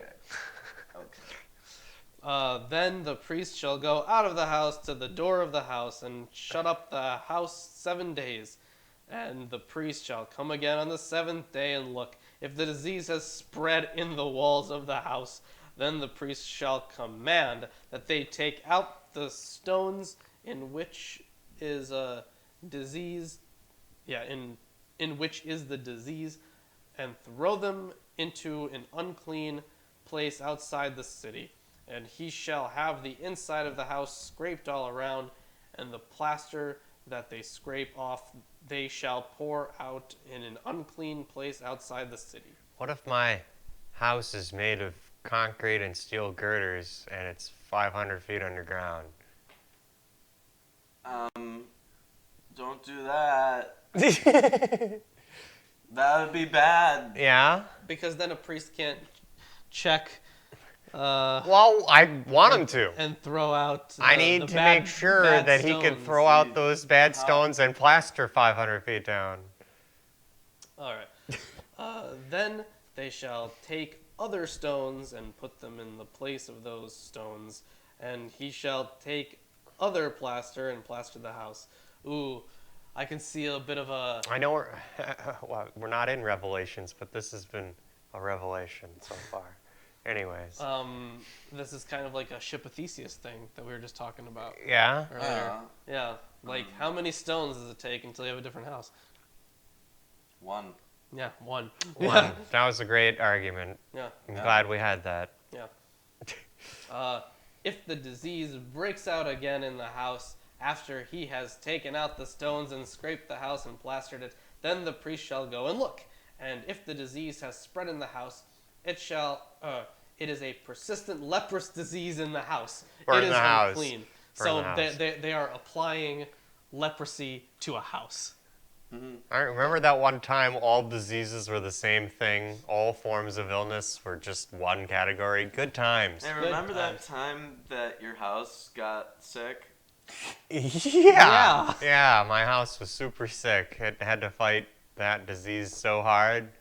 Miasma, that's what they called it. Later on, just anything that could kill you from any unknown disease-like thing. So bacteria, fungus, whatever. It's just so crazy. Like, yeah, my house is coughing shit up. Can you please come and fix it? It is It looks like sick it house. looks disgusting. It's sprouted several mouths and nasal cavities, which are all filled and congested. It is absolutely Horrific. terrible in there. It's horrific. All right. Where the fuck was I? I don't know. Okay. And he shall break down the house, its stones and timber, and all the plaster of the house, and he shall carry them out of the city to an unclean place. Moreover, whoever enters the house while it is shut up shall be unclean until the evening, and whoever sleeps in the house shall wash his clothes, and whoever eats in the house shall wash his clothes. Who's doing this? These are just the rules. Like, No. I mean, who's cleaning this guy's house or dismantling it? the people or the priests, maybe? The priests? Boy, all right. If Aaron's priests are busy, if that's the case. Yeah. And no wonder they need all this food. But if We the had to dismantle 3 houses today. If the priest comes and looks, and if the disease has not spread in the house after the house was plastered, then the priest shall pronounce the house clean, for the disease is healed. And for the cleansing of the house he shall take 2 small birds with cedar wood and scarlet yarn and hyssop, and shall kill one of the birds in an earthenware vessel over fresh water. And okay, so basically it's for a house too. This is ridiculous. And shall kill one of the birds in an earthenware vessel over fresh water, and shall take the cedar wood and the hyssop and the scarlet yarn along with the live bird, and dip them in the blood of the bird that was killed, and in the fresh water, and sprinkle the house 7 times. Thus he shall cleanse the house with the blood of the bird, and with the fresh water, and with the live bird, and with the cedar wood and hyssop and scarlet yarn. And he shall let the live bird go out of the city into an open country. So he shall make atonement for the house, and it shall be clean. So let's one of them go. Yeah, the one that he dipped in blood. That thing's just going to get eaten. By anything that can smell blood. Yep. Also, it's covered in a bunch of other shit. It probably isn't going to do very well. This is the law for any case of leprous disease, for an itch, for leprous disease in a garment or in a house, and for a swelling or an eruption of a spot, to show when it is unclean and when it is clean. This is the law for leprous disease. Kill some birds, or kill a bird, and dip another bird into its blood, along with like some wood and yarn and shit. I feel bad for these birds. Well, yeah, they're killing birds whenever they see like a scar. Pretty much, it's not even like they don't really need that much evidence. I think P really fucking hated birds. Oh, man. You But think he that's didn't it? want to eat them. He Right. just hated them. Yeah, he just wanted. them That'll to die. show him I'll kill one and just stuff it into the other's blood with some yarn and wood or something. And then let it go. It's fucked. It's All just right. fucked now. And now, The glorious next chapter. 15. I don't want to. But I will. You know, it's a chapter. It is, yes, it is in fact a chapter. It's not that bad. Yeah, you get the shortest. I get the next short. Yeah, geez, these other ones were so brutal. And this one's okay. I'd say it's an average length. All right. And the Lord spoke unto Moses and Aaron. I'm serious. Every chapter of mine starts like this. Yours didn't. Go back. Go look. Well, I definitely had that in my chapter. Yeah, but was it at the beginning? Chapter 14. Chapter 14. Yeah. What does it say? Yeah. And the Lord spake unto Moses, saying, okay, that's two And sayings. 13. Are they and all like 12. this? The Lord And spoke to us 11. and saying. Well, I read 12, so I knew that. I think you're complaining about I think something stupid. I think it's just in every chapter. Yeah, but it doesn't always say it 4 times. See, this one's going to say it 4 times. And the Lord spoke unto Moses and Aaron, saying, speak unto the children of Israel, and say unto them. Okay. So this is what I mean by it's excessive. Stop complaining. Oh, Keep come reading. on. It's hilarious. I'm not complaining. I'm just pointing it out. All right. When any man hath an issue out of his flesh, an issue is unclean. Oh. What does that mean? Any discharge from his body. Oh, his gross. discharge is unclean. Any man hath a running issue out of his flesh because of his issue, he is unclean. Yours are all better than mine. Well, mine also gets like a little footnote where body is just also, it says Hebrew flesh. So they're Gotcha. using, oh, I know.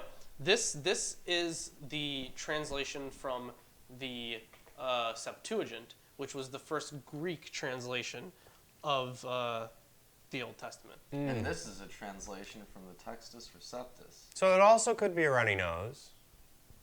Yeah, a runny nose. Okay, so anything like that is unclean. And this shall be his uncleanness in his issue. So it's his problem.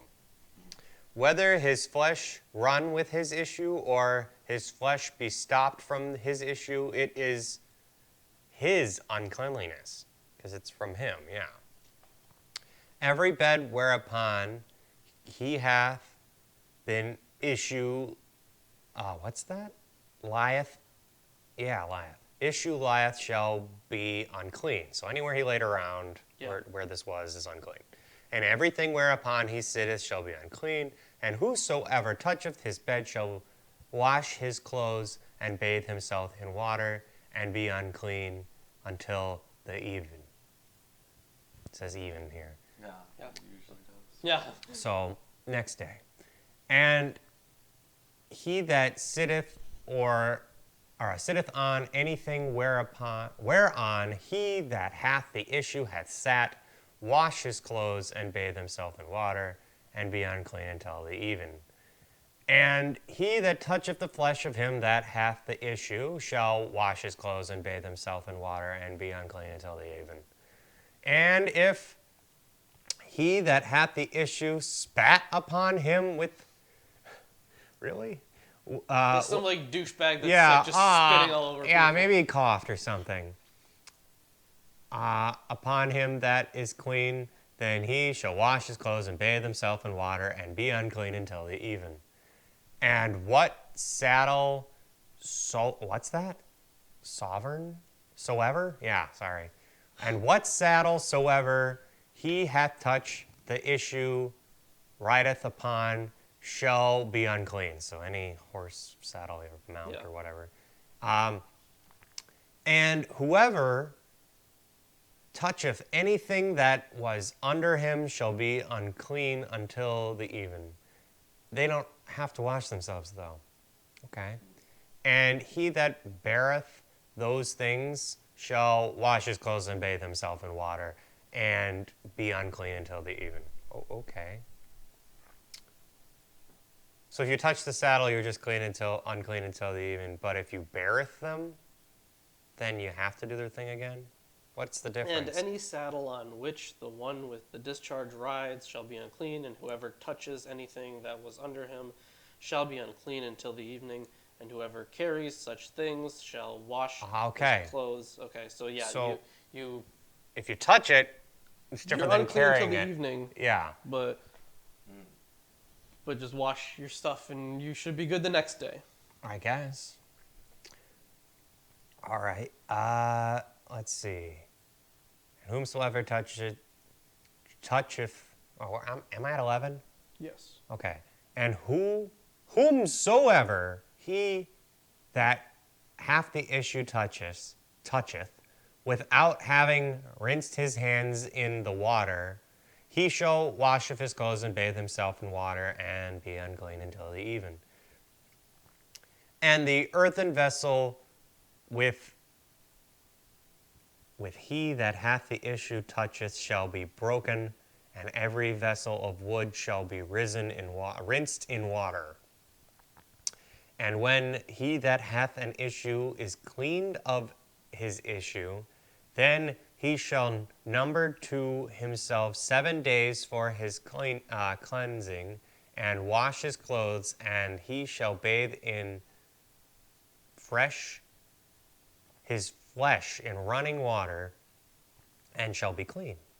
And on the 8th day he shall take to him 2 turtle doves and 2 young pigeons, and come before the Lord unto the door of the tent of meeting, and give them unto the priest. The priest shall offer them, the one for the sin offering, and the other for the burnt offering, and the priest shall make atonement for him before the Lord for his issue.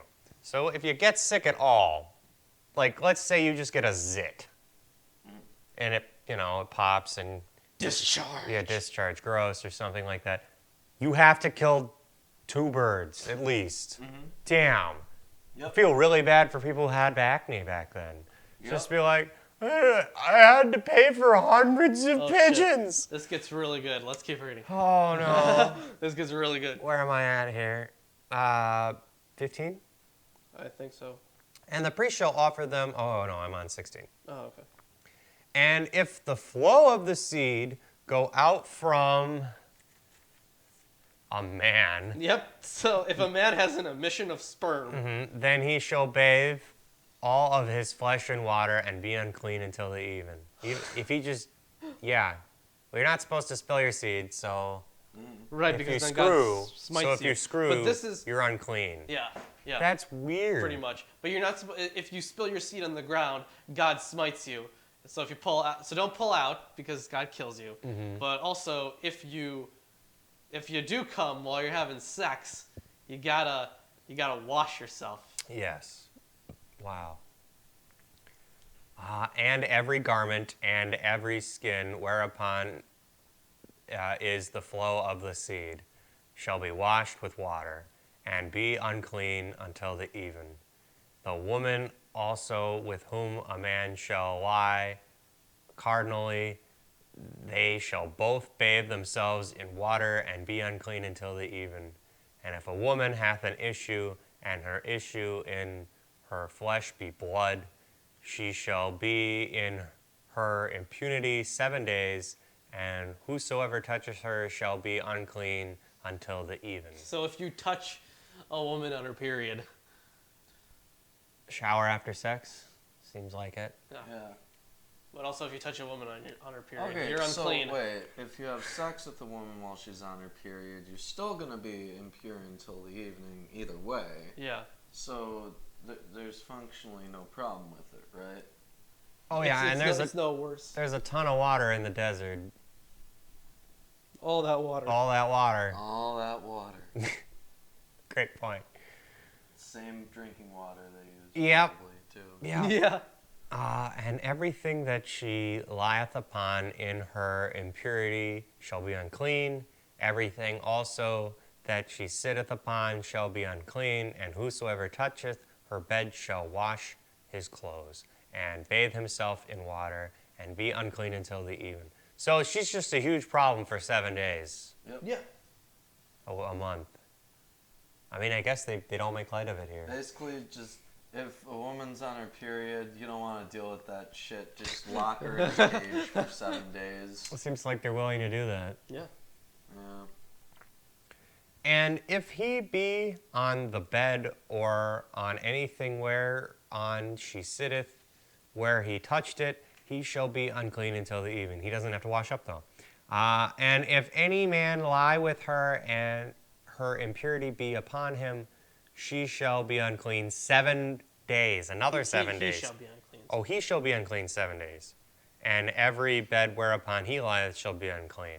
Now, what's this supposed to mean? So wait, so this sounds. If so you screw her on her any period- man lies with her, and her menstrual impurity comes upon him.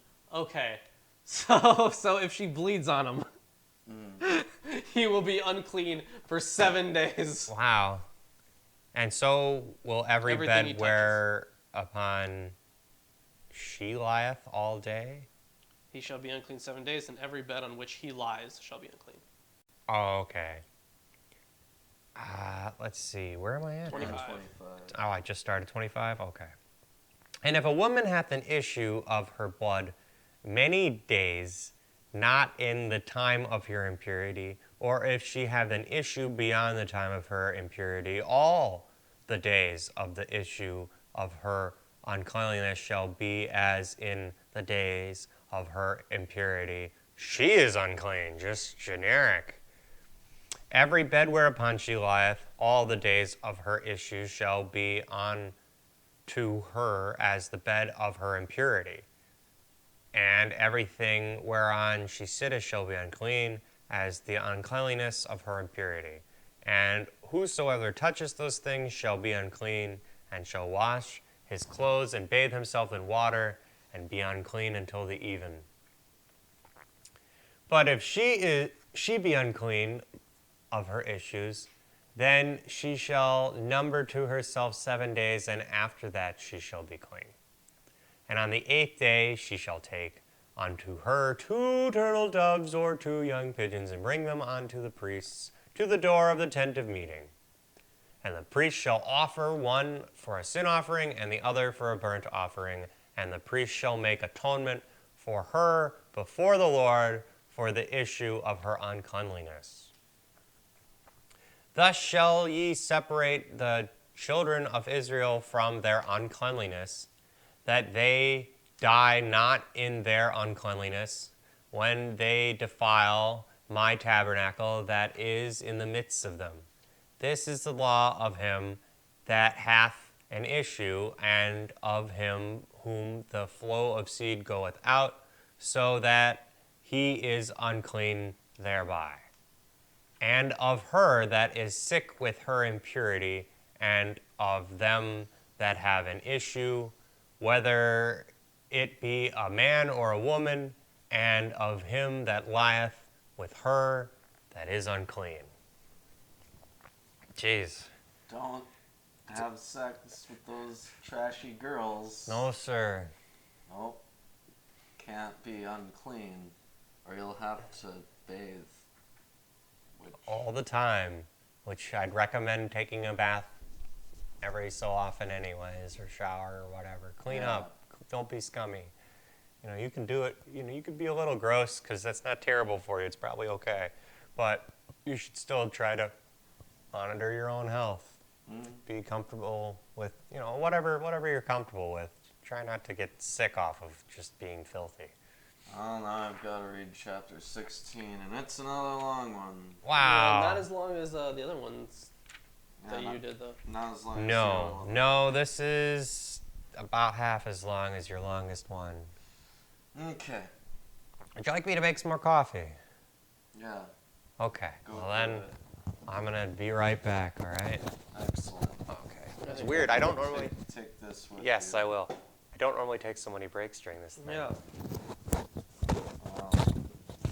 He's just lazy. I already read my part, and you guys probably want to eat and have coffee, and we didn't do that earlier. I had like a slice of pizza today. Well, there's more pizza. Yeah, I know. So, chapter 16. And the Lord spake unto Moses after the death of the 2 sons of Aaron, when they My God. offered before the Lord Oh and my died. God. And the Lord said unto Moses, Speak unto Aaron thy brother, that he come not at all times to the holy place within the veil before the mercy seat, I hate which you is so upon much. the ark, I hate you that so much right he now. die not, for I will appear in the clouds that upon the mercy seat.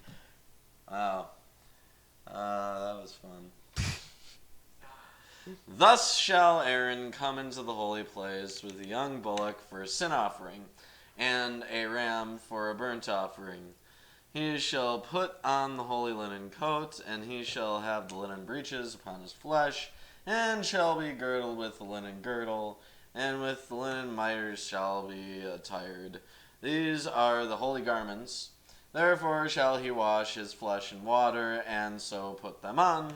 And he shall take of the congregation of the children of Israel 2 kids of the goats for a sin offering, and 1 ram for a burnt offering.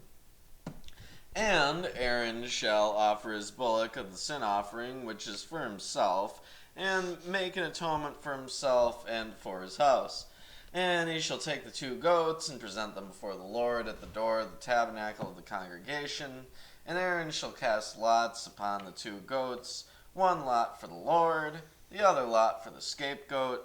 And Aaron shall bring the goat upon the Lord's lot, upon which the Lord's lot fell, and offer him for a sin offering. But the goat on which the lot fell to be the scapegoat shall be presented alive before the Lord to make an atonement with him, and to let him go for a scapegoat into the wilderness. So they just let it run free. Yeah. And Aaron shall bring the bullock of the sin offering, which is for himself, and shall make an atonement for himself and for his house, and shall kill the bullock of the sin offering, which is for himself. It's all about him. And he shall take a censer full of burning coals of fire from off the altar before the Lord, and his hands full of Wait, sweet... hold on. So, what was the... Can you read 8 for me again? 16:8? What do you have there? And Aaron shall cast lots upon the 2 goats, 1 lot for the Lord, and the other lot for the scapegoat. Okay, this is interesting. So, mine here says Azazel. That he shall cast 1 lot for the Lord and the other lot for Azazel. And Azazel...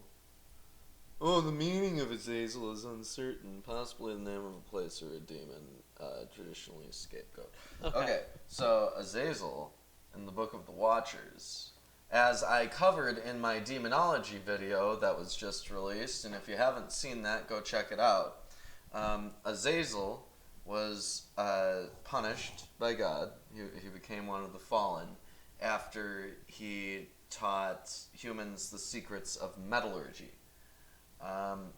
So if we're making sacrifices to Azazel,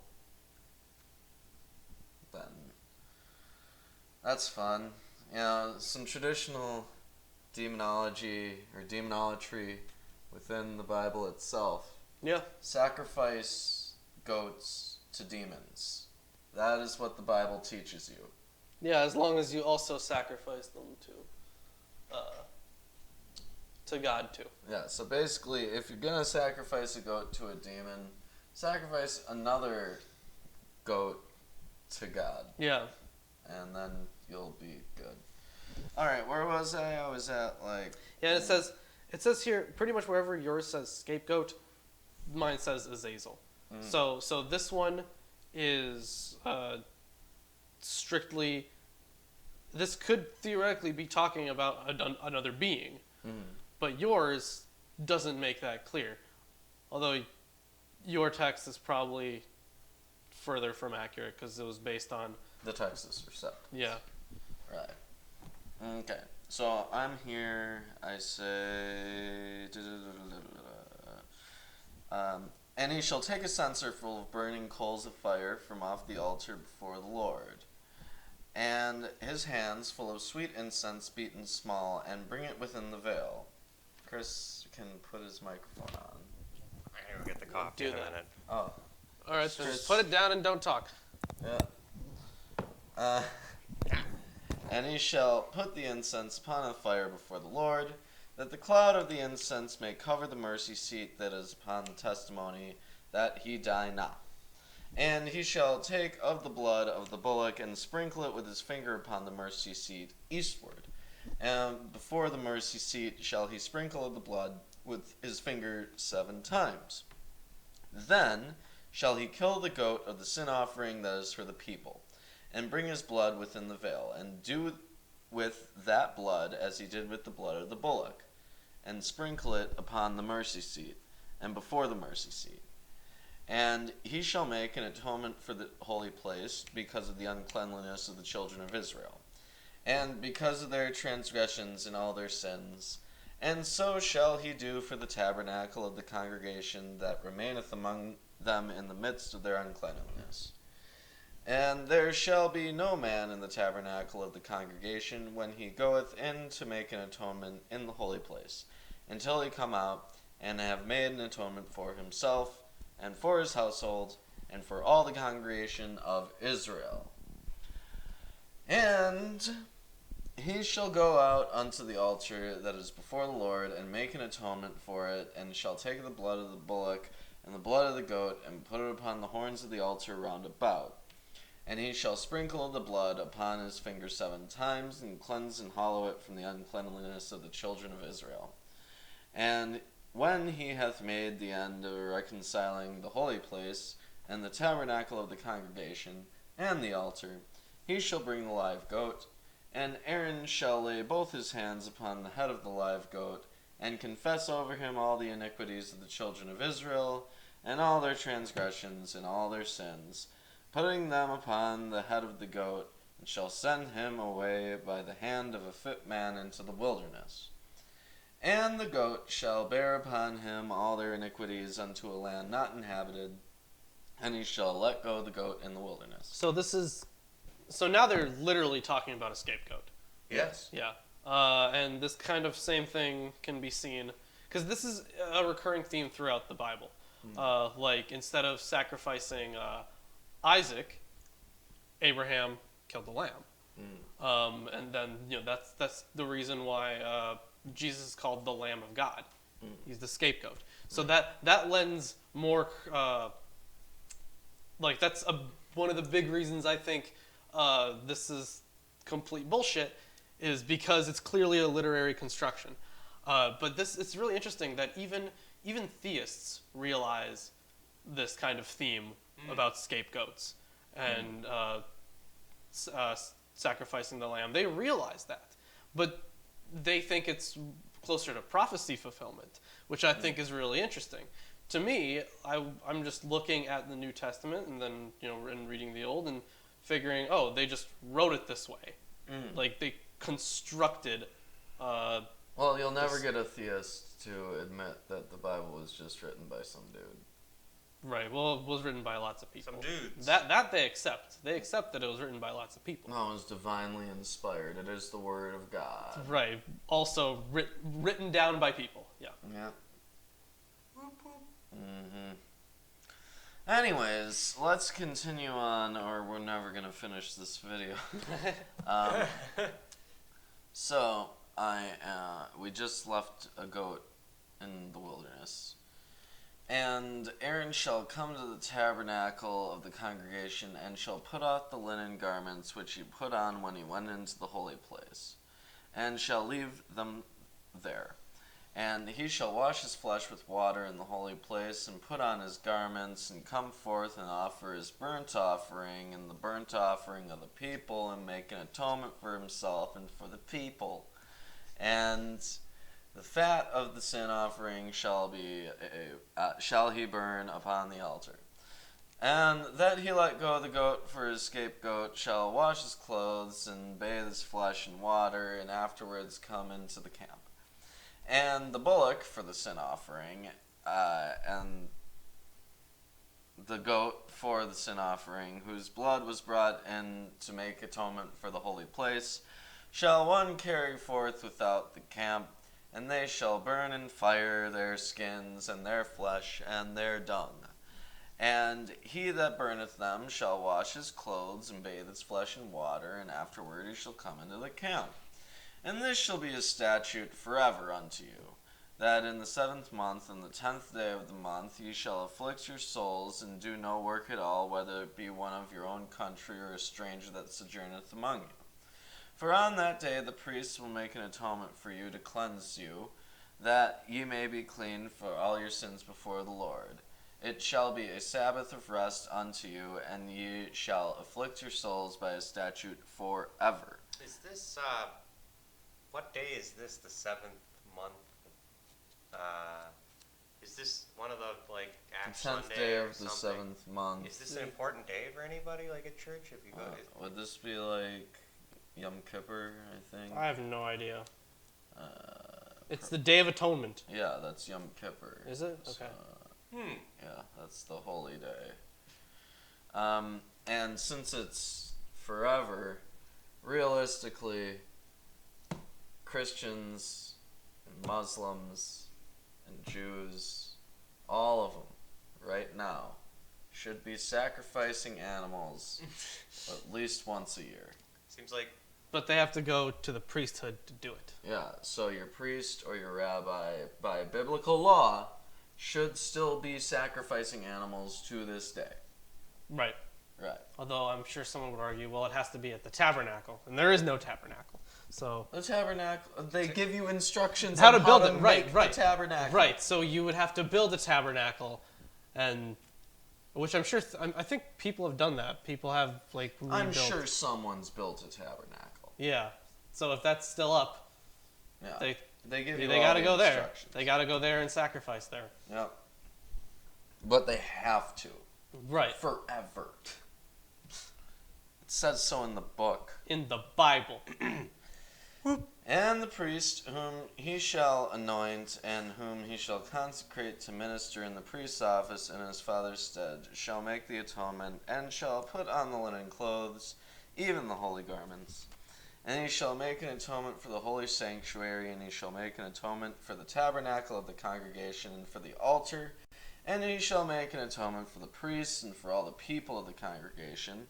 And this shall be an everlasting statute unto you, to make an atonement for the children of Israel for all their sins once a year.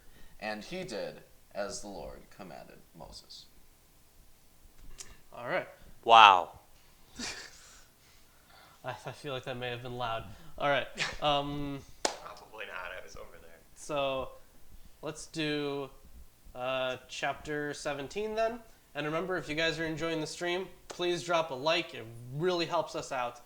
You have no idea because YouTube prioritizes It also helps us out when you donate money to us. Yay. that too. Patreon shilling. And this would be a good time for us to shill our t-shirts. We've got Behold t-shirts. We've got outdated Valentine's Right. Day t-shirts, but they're good for any Valentine's Day. You can save them. Yeah, yeah. We've got Milwaukee Atheist t-shirts that you see at the opening title card on most of our videos. Do we still have mugs? Yeah, we still have mugs. We still have mugs. If you lived in Milwaukee, you'd be an atheist too. Yep. And all sorts of shit. And we have like a bunch of benefits for our patrons if you want to Yeah. support us on Patreon. All that stuff. Yeah. So let us go into Marketing. Yeah, into chapter 17.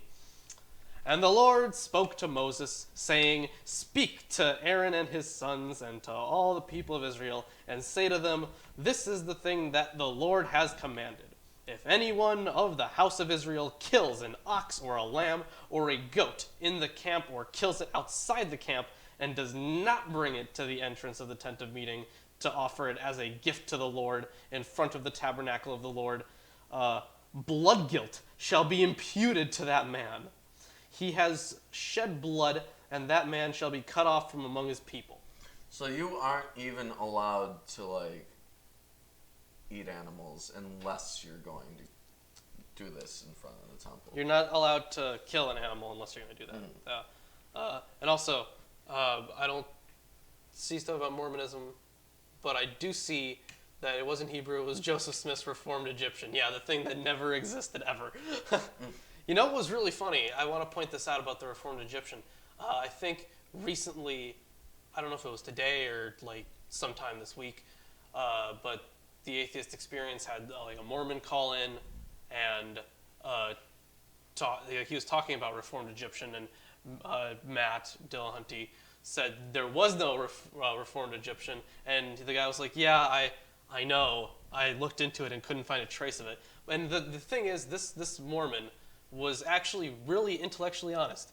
He acknowledged these problems, and when Matt like brought up that there were problems in taking things on faith, he acknowledged that too. And I don't know how long ago it was.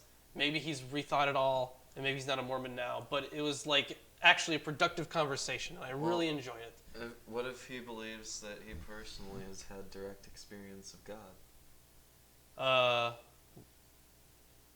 Well, then it's not an issue of faith. Right, it's not in that case, but it's You'd have still to kind really of shoddy. believe it, though. Yeah, it would be very shoddy. You can't really trust just personal experience, because I see things a lot. Like sometimes something's in the corner of my eye. You don't see anything. It was a shark. It was a very, very fast shark. All right, let's continue here.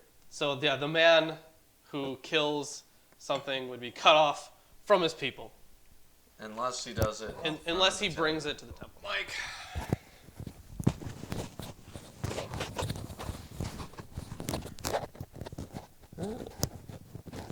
Sorry, folks. All right. No, I think everybody enjoyed the stream much more while you were gone. Anyways, this is to the end that the people of Israel may bring their sacrifices that they sacrifice in the open field, that they may bring them to the Lord, to the priest at the entrance of the tent of meeting, and sacrifice them as sacrifices of peace offerings to the Lord. And the priest shall throw the blood on the altar of the Lord at the entrance of the tent of meeting, and burn the fat for a pleasing aroma to the Lord. They shall so they shall no more sacrifice their sacrifices to goat demons. What? As opposed to when they did before? They shall no. So this is, I think this is definitely about like some other sects. What verse are you? 17:7. Yeah. And they shall no more offer their sacrifices unto devils. Mine says It says goat demons. Mine calls them satyrs. Satyrs? Yes, mine says, and they shall no more sacrifice their sacrifices unto satyrs. So this is a direct reference to Pan. I guess so. Was Pan based off of something else? Because I'm sure he was in some way. satyr- Debauchery. Well, the satyr was based off of the image of Pan. And if his traditional Hebrew Well, this version, does say goat demons, and it would make sense that it would be a demon that looks like a goat. Yeah. So that's very interesting. Yeah. I mean, the Christians, the Judeo-Christian cult, really hates Pan. Yeah. And the concept of Pan worship. And you talked about that in Yeah, I talked about that in my demonology video too. Yeah. You should watch the demonology video. the video on viewers. Christian demonology. Yep. Christian demonology. It's doing very well. It'll make you enlightened. And there's this guy commenting that he's so baffled that we're covering this stuff. He's acting as if we think we can summon demons and shit. We just think the topics are interesting. By the way, if you want us to make a video where we do a ridiculously complex ritual and try to summon a demon just to demonstrate that it doesn't work. Yeah, I mean, it already sounds like they won't work. Yeah. Just from a practical We could do that. perspective, but for shits and giggles, we could rub it in, But if we do summon a demon and it possesses us, that's your fault. that's your fault. You bear moral responsibility. We're blaming Do you. it. That's what we got from the comments already. Oh, okay. This is great. The verse keeps going. 17:7. So they shall no more sacrifice their sacrifices to goat demons, after whom they whore. This shall Mine be. says, after whom they have gone a whoring. After whom they go astray. That's the worst. Go ahead. This shall be a statute forever for them throughout their generations. And you shall say to them, any one of the house of Israel or of the strangers who sojourn among them who offers a burnt offering or sacrifice and does not bring it to the entrance of the tent of meeting to offer it to the Lord, that man shall be cut off from his people. Way 421 to be cut off from your people. Yeah. But it doesn't necessarily have to be Pan specifically. Right, it just No. says goat. Goat. But, there are a lot of horned gods in pagan mythology. Pan is just the most Notable one, yeah. Notable one. He's a pretty worshipped god at one point. Yeah. Well, not many temples because that's not what they did. Right, yeah, They just kind of had orgies in the woods. Yeah, it was definitely more of For Pan! it wasn't really a religion of any book. No. It was really just The following. oral stuff. Yep. If anyone of the house of Israel or of the strangers who sojourn among them eats any blood, I will set my face against that person who eats blood and will cut him off from among his people. For the life of the flesh is in the blood, and I have given it for you on the altar to make atonement for your souls. For it is the blood that makes atonement by the life. So Blood for the blood god. yeah, blood for the blood He is god. a blood god. Yeah. Hi, Darius. Hello.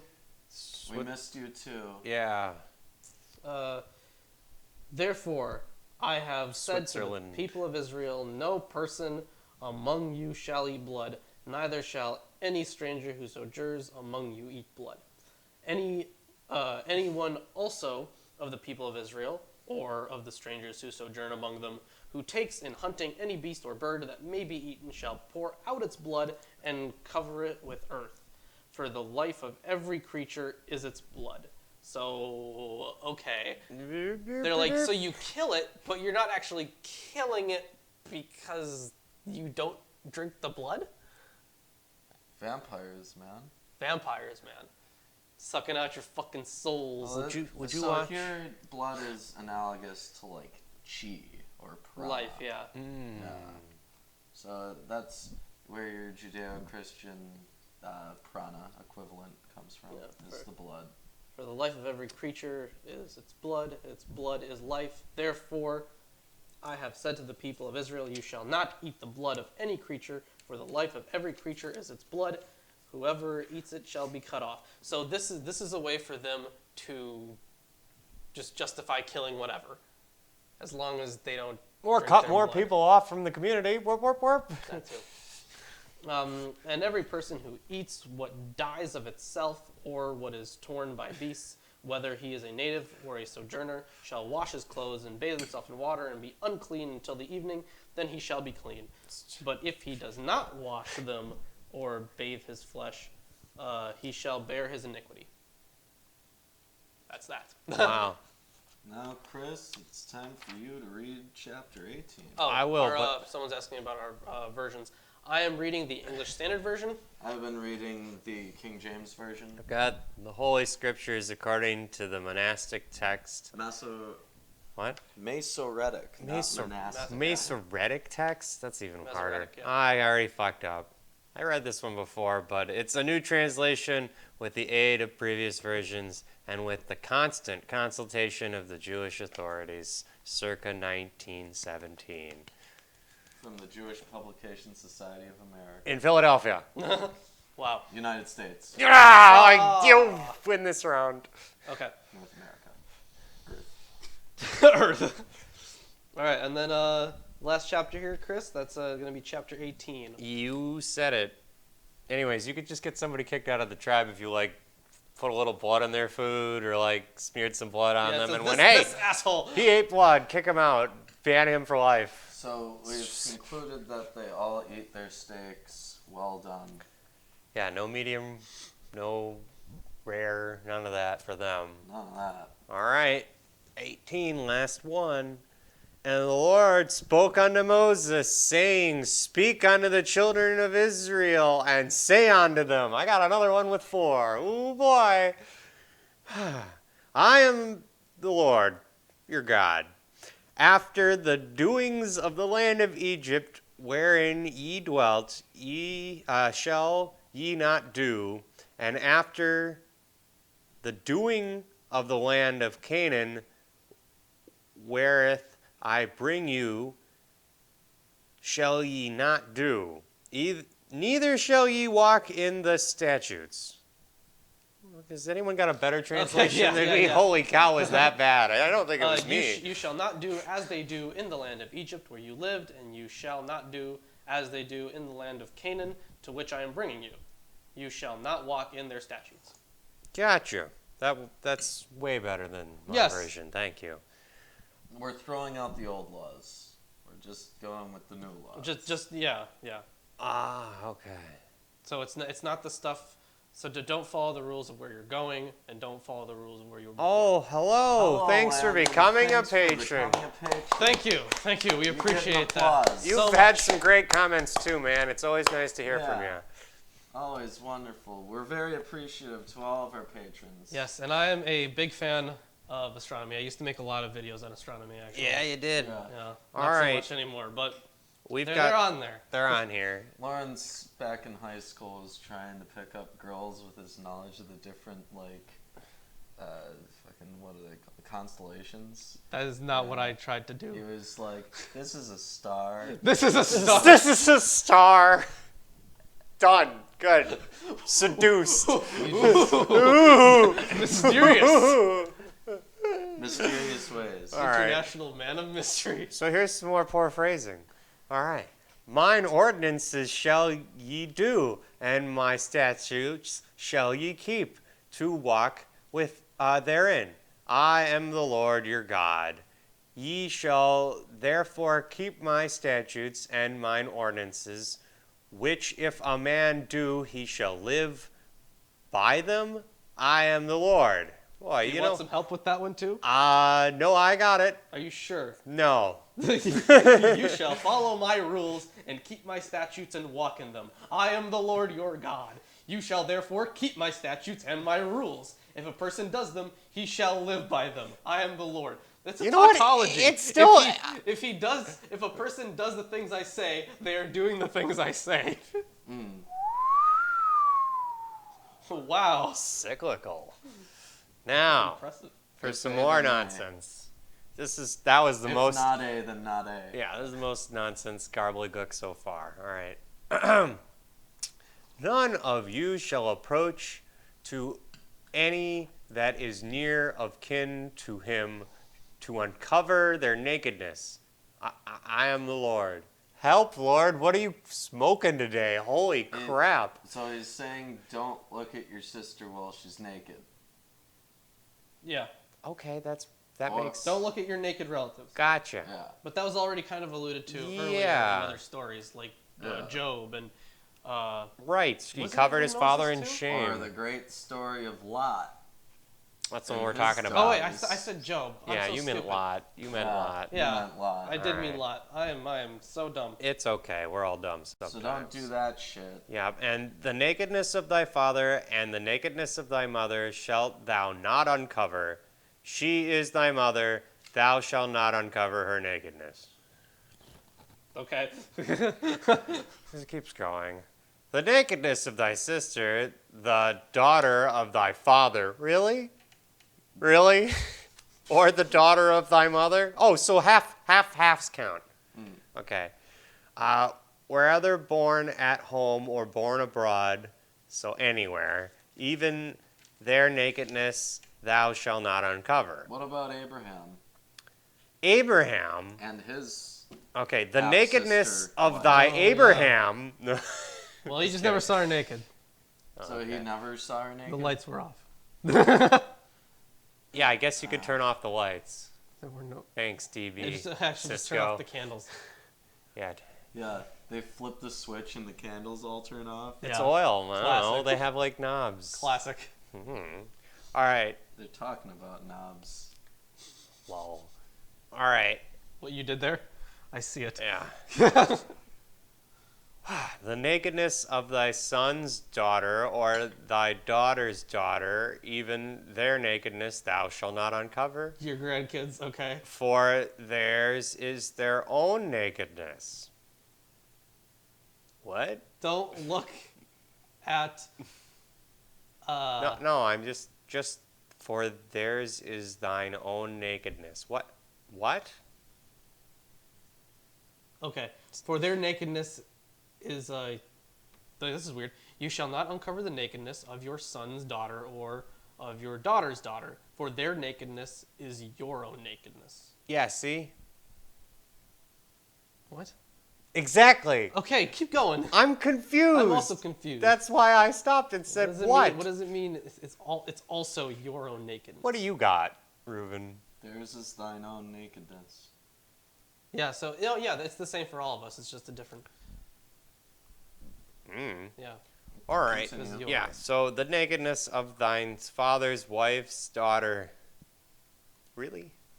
So your sister. Okay, this is like Spaceballs. Yeah, like, I am your father's uncles, nephews, friends, college roommates, barbers, dog walker. Yeah. Oh, who cares? Oh. Wow. Jeez, that's real distant. It's not even really saying that you can't have sex with them. It's just No, that you just can't look at them naked. Yeah. Yeah. All right. If you're blind, you can have sex with whoever you want. Or, yeah. Blind privilege in Lucky. the Bible. Blind Yeah. privilege. All right. So, anyways, the nakedness of thine father's wife's daughter, begotten of thy father, she is thy sister. Okay, really? Again? Thou shalt not uncover her nakedness. Thou shalt not uncover the nakedness of thy father's sister, your aunt. Yeah. She is thy father's nearest kinswoman. She's your father's relative. Yeah. She's also your relative. Thou. I'm really glad Chris has this chapter. This is it's pain. hilarious for him. This These is are horrible. just the rules of who you're not supposed to fuck. Yeah. Okay. Not even who you're not supposed to fuck. Who No, you're not just supposed not to supposed to look look at. at. Yeah. Yeah. All right, so I'm on 12, right? Thou shalt not uncover the nakedness of thy father's sister. You're on 13. Okay, thou shalt not uncover the nakedness of thy mother's sister, for she is thy mother's nearest kinswoman. Thou shalt not uncover the nakedness of thy father's brother. Thou shalt not approach to his wife. She is thine aunt. The other one's not your aunt. This no, one's she your is too, aunt. but this time they're telling you that she is. Like you forgot. Like that stopped existing at some point, and everyone needed to be reminded of these things. Thou shalt not uncover the nakedness of thine daughter-in-law. She is thy son's wife. Thou shalt not uncover her nakedness. Thou shalt not uncover the nakedness of thy brother's wife. It is thy brother's nakedness. Thou shalt not, it's like reserved for him, uncover the nakedness of a woman and her daughter. Generic? Okay, thou shalt not take her son's daughter or her daughter's daughter to uncover her nakedness. What? So This chapter's just no messed up. mother-daughter threesomes. Damn, those are my favorite. That's what Lawrence is really into, yeah. Sure. And thou shalt not take a woman to her sister to be a rival to her, to uncover her nakedness, beside the other in her lifetime. And thou shalt not approach unto a woman to uncover her nakedness, as long as she is impure by her uncleanliness. So as long as she's menstruating. You already talked about How that. are you supposed to know?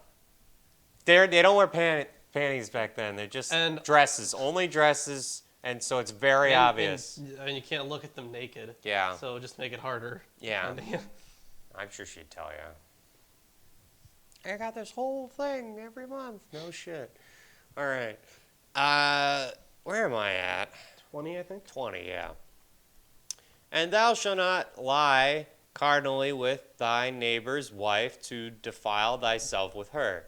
And thou shalt not give any of thy seed to set them apart to, what's that? Molech? Yeah, Molech. Molech. Molech. Okay. No idea. Should I look up? Sure. Molech. Have fun. Thanks. That's probably going to be completely not helpful. I agree. But I'll try. Yeah, give it a good go. Neither shalt thou profane the name of thy God. I am the Lord. And thou shalt not lie with mankind as with womankind. It is an abomination. So here's the part right here where it says gays are bad or gay sex is bad.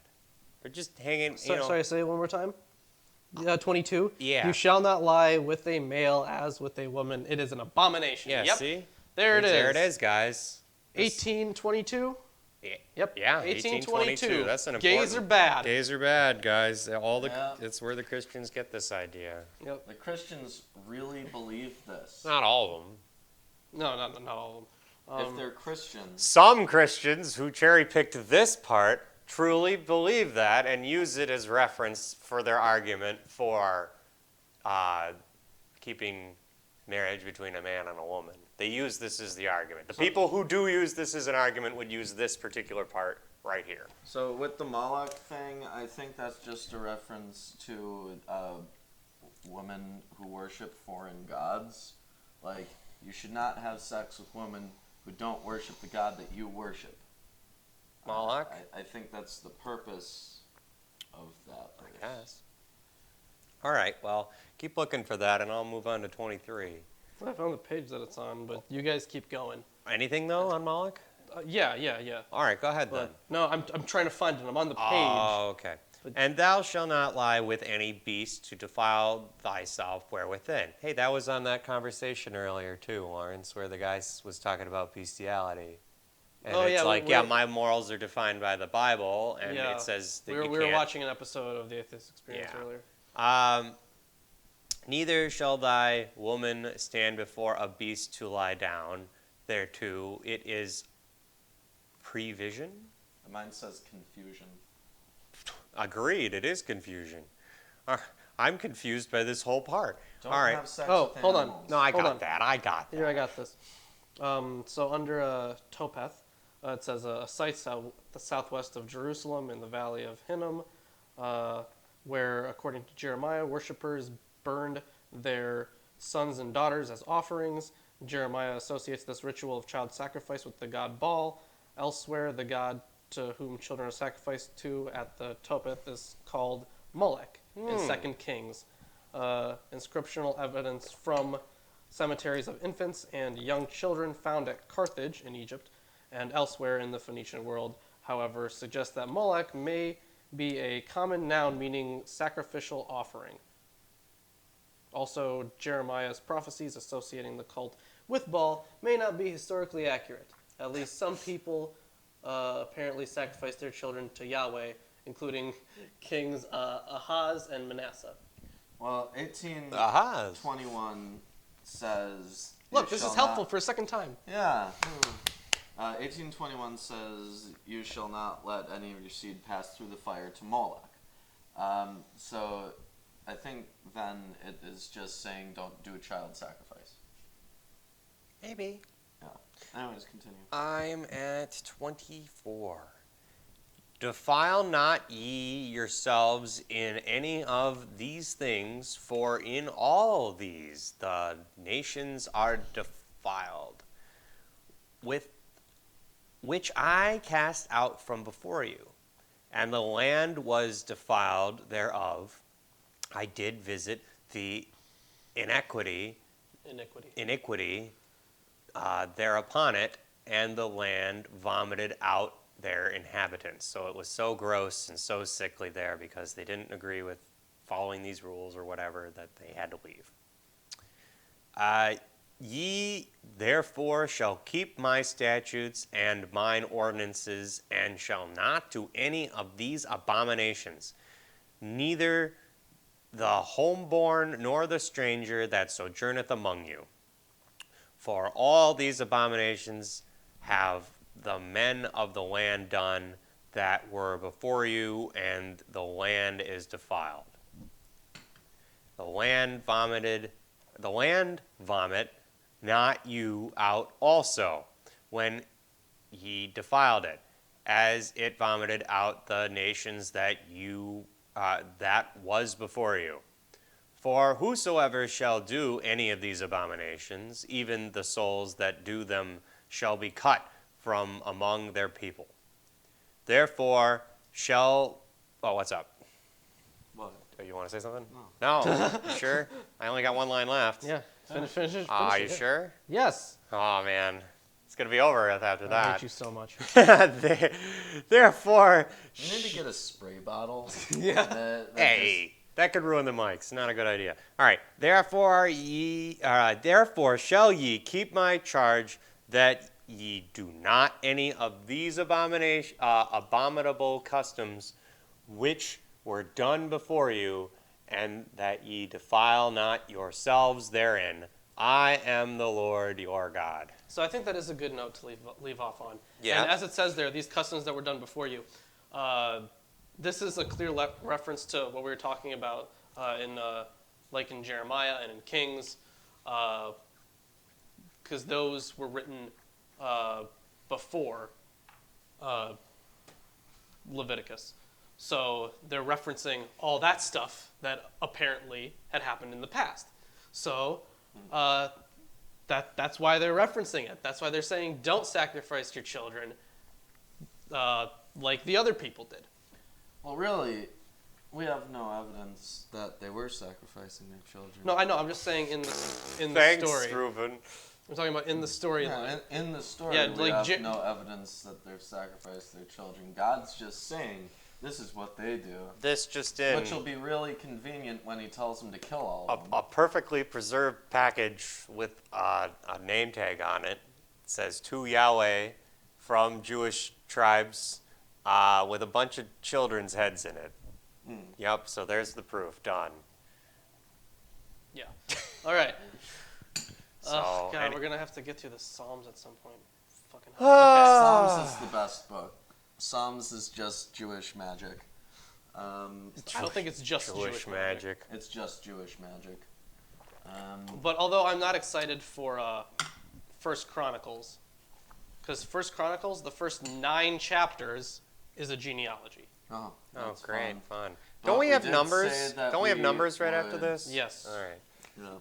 We did say that we would read Everything. all of it. Every- We're gonna do it. Oh my Yeah, God. Hey guys, don't feel so bad. Look, I remember way back in the day when we were like here, right? When we were like only a couple pages in. Now we are quite a bit in here. We're in We're we're right there. So we're 142 pages in according to the Holy Here, Scriptures book. yeah. According to this one, I don't think that one has the New Testament though. Are you sure? No, it doesn't. Yeah, that one doesn't have a New Testament. Damn. I don't feel like we accomplished anything then. Never mind. Redacted. Well, we finished 2 books. Yeah, we finished 2 books, and next week we're gonna finish Leviticus. So then we'll have 3 books down, and we'll have read like over half of the books of Moses. That's right. Yeah. Well, thanks again for joining us, Yeah. everybody. Don't forget that we've got a Teespring, a Patreon. Thank you We're- for You the can new get all patron. sorts of wacky and fun shirts. We could talk to you later. The patron guy. What was his name again? Landon. Landon. Thank you for becoming So a thanks patron. again, Thanks, Landon. Landon. Very kind of you. Yes. And don't forget to check out our forum, walkyatheist.com. And I think we'll see you next week. Unless, do we have anything else? Do you I have don't anything, think Ruben? so. No, I'm gonna go to the bathroom now. Okay. All right, sounds Thanks good. again. Have a good one, Have a guys. good one.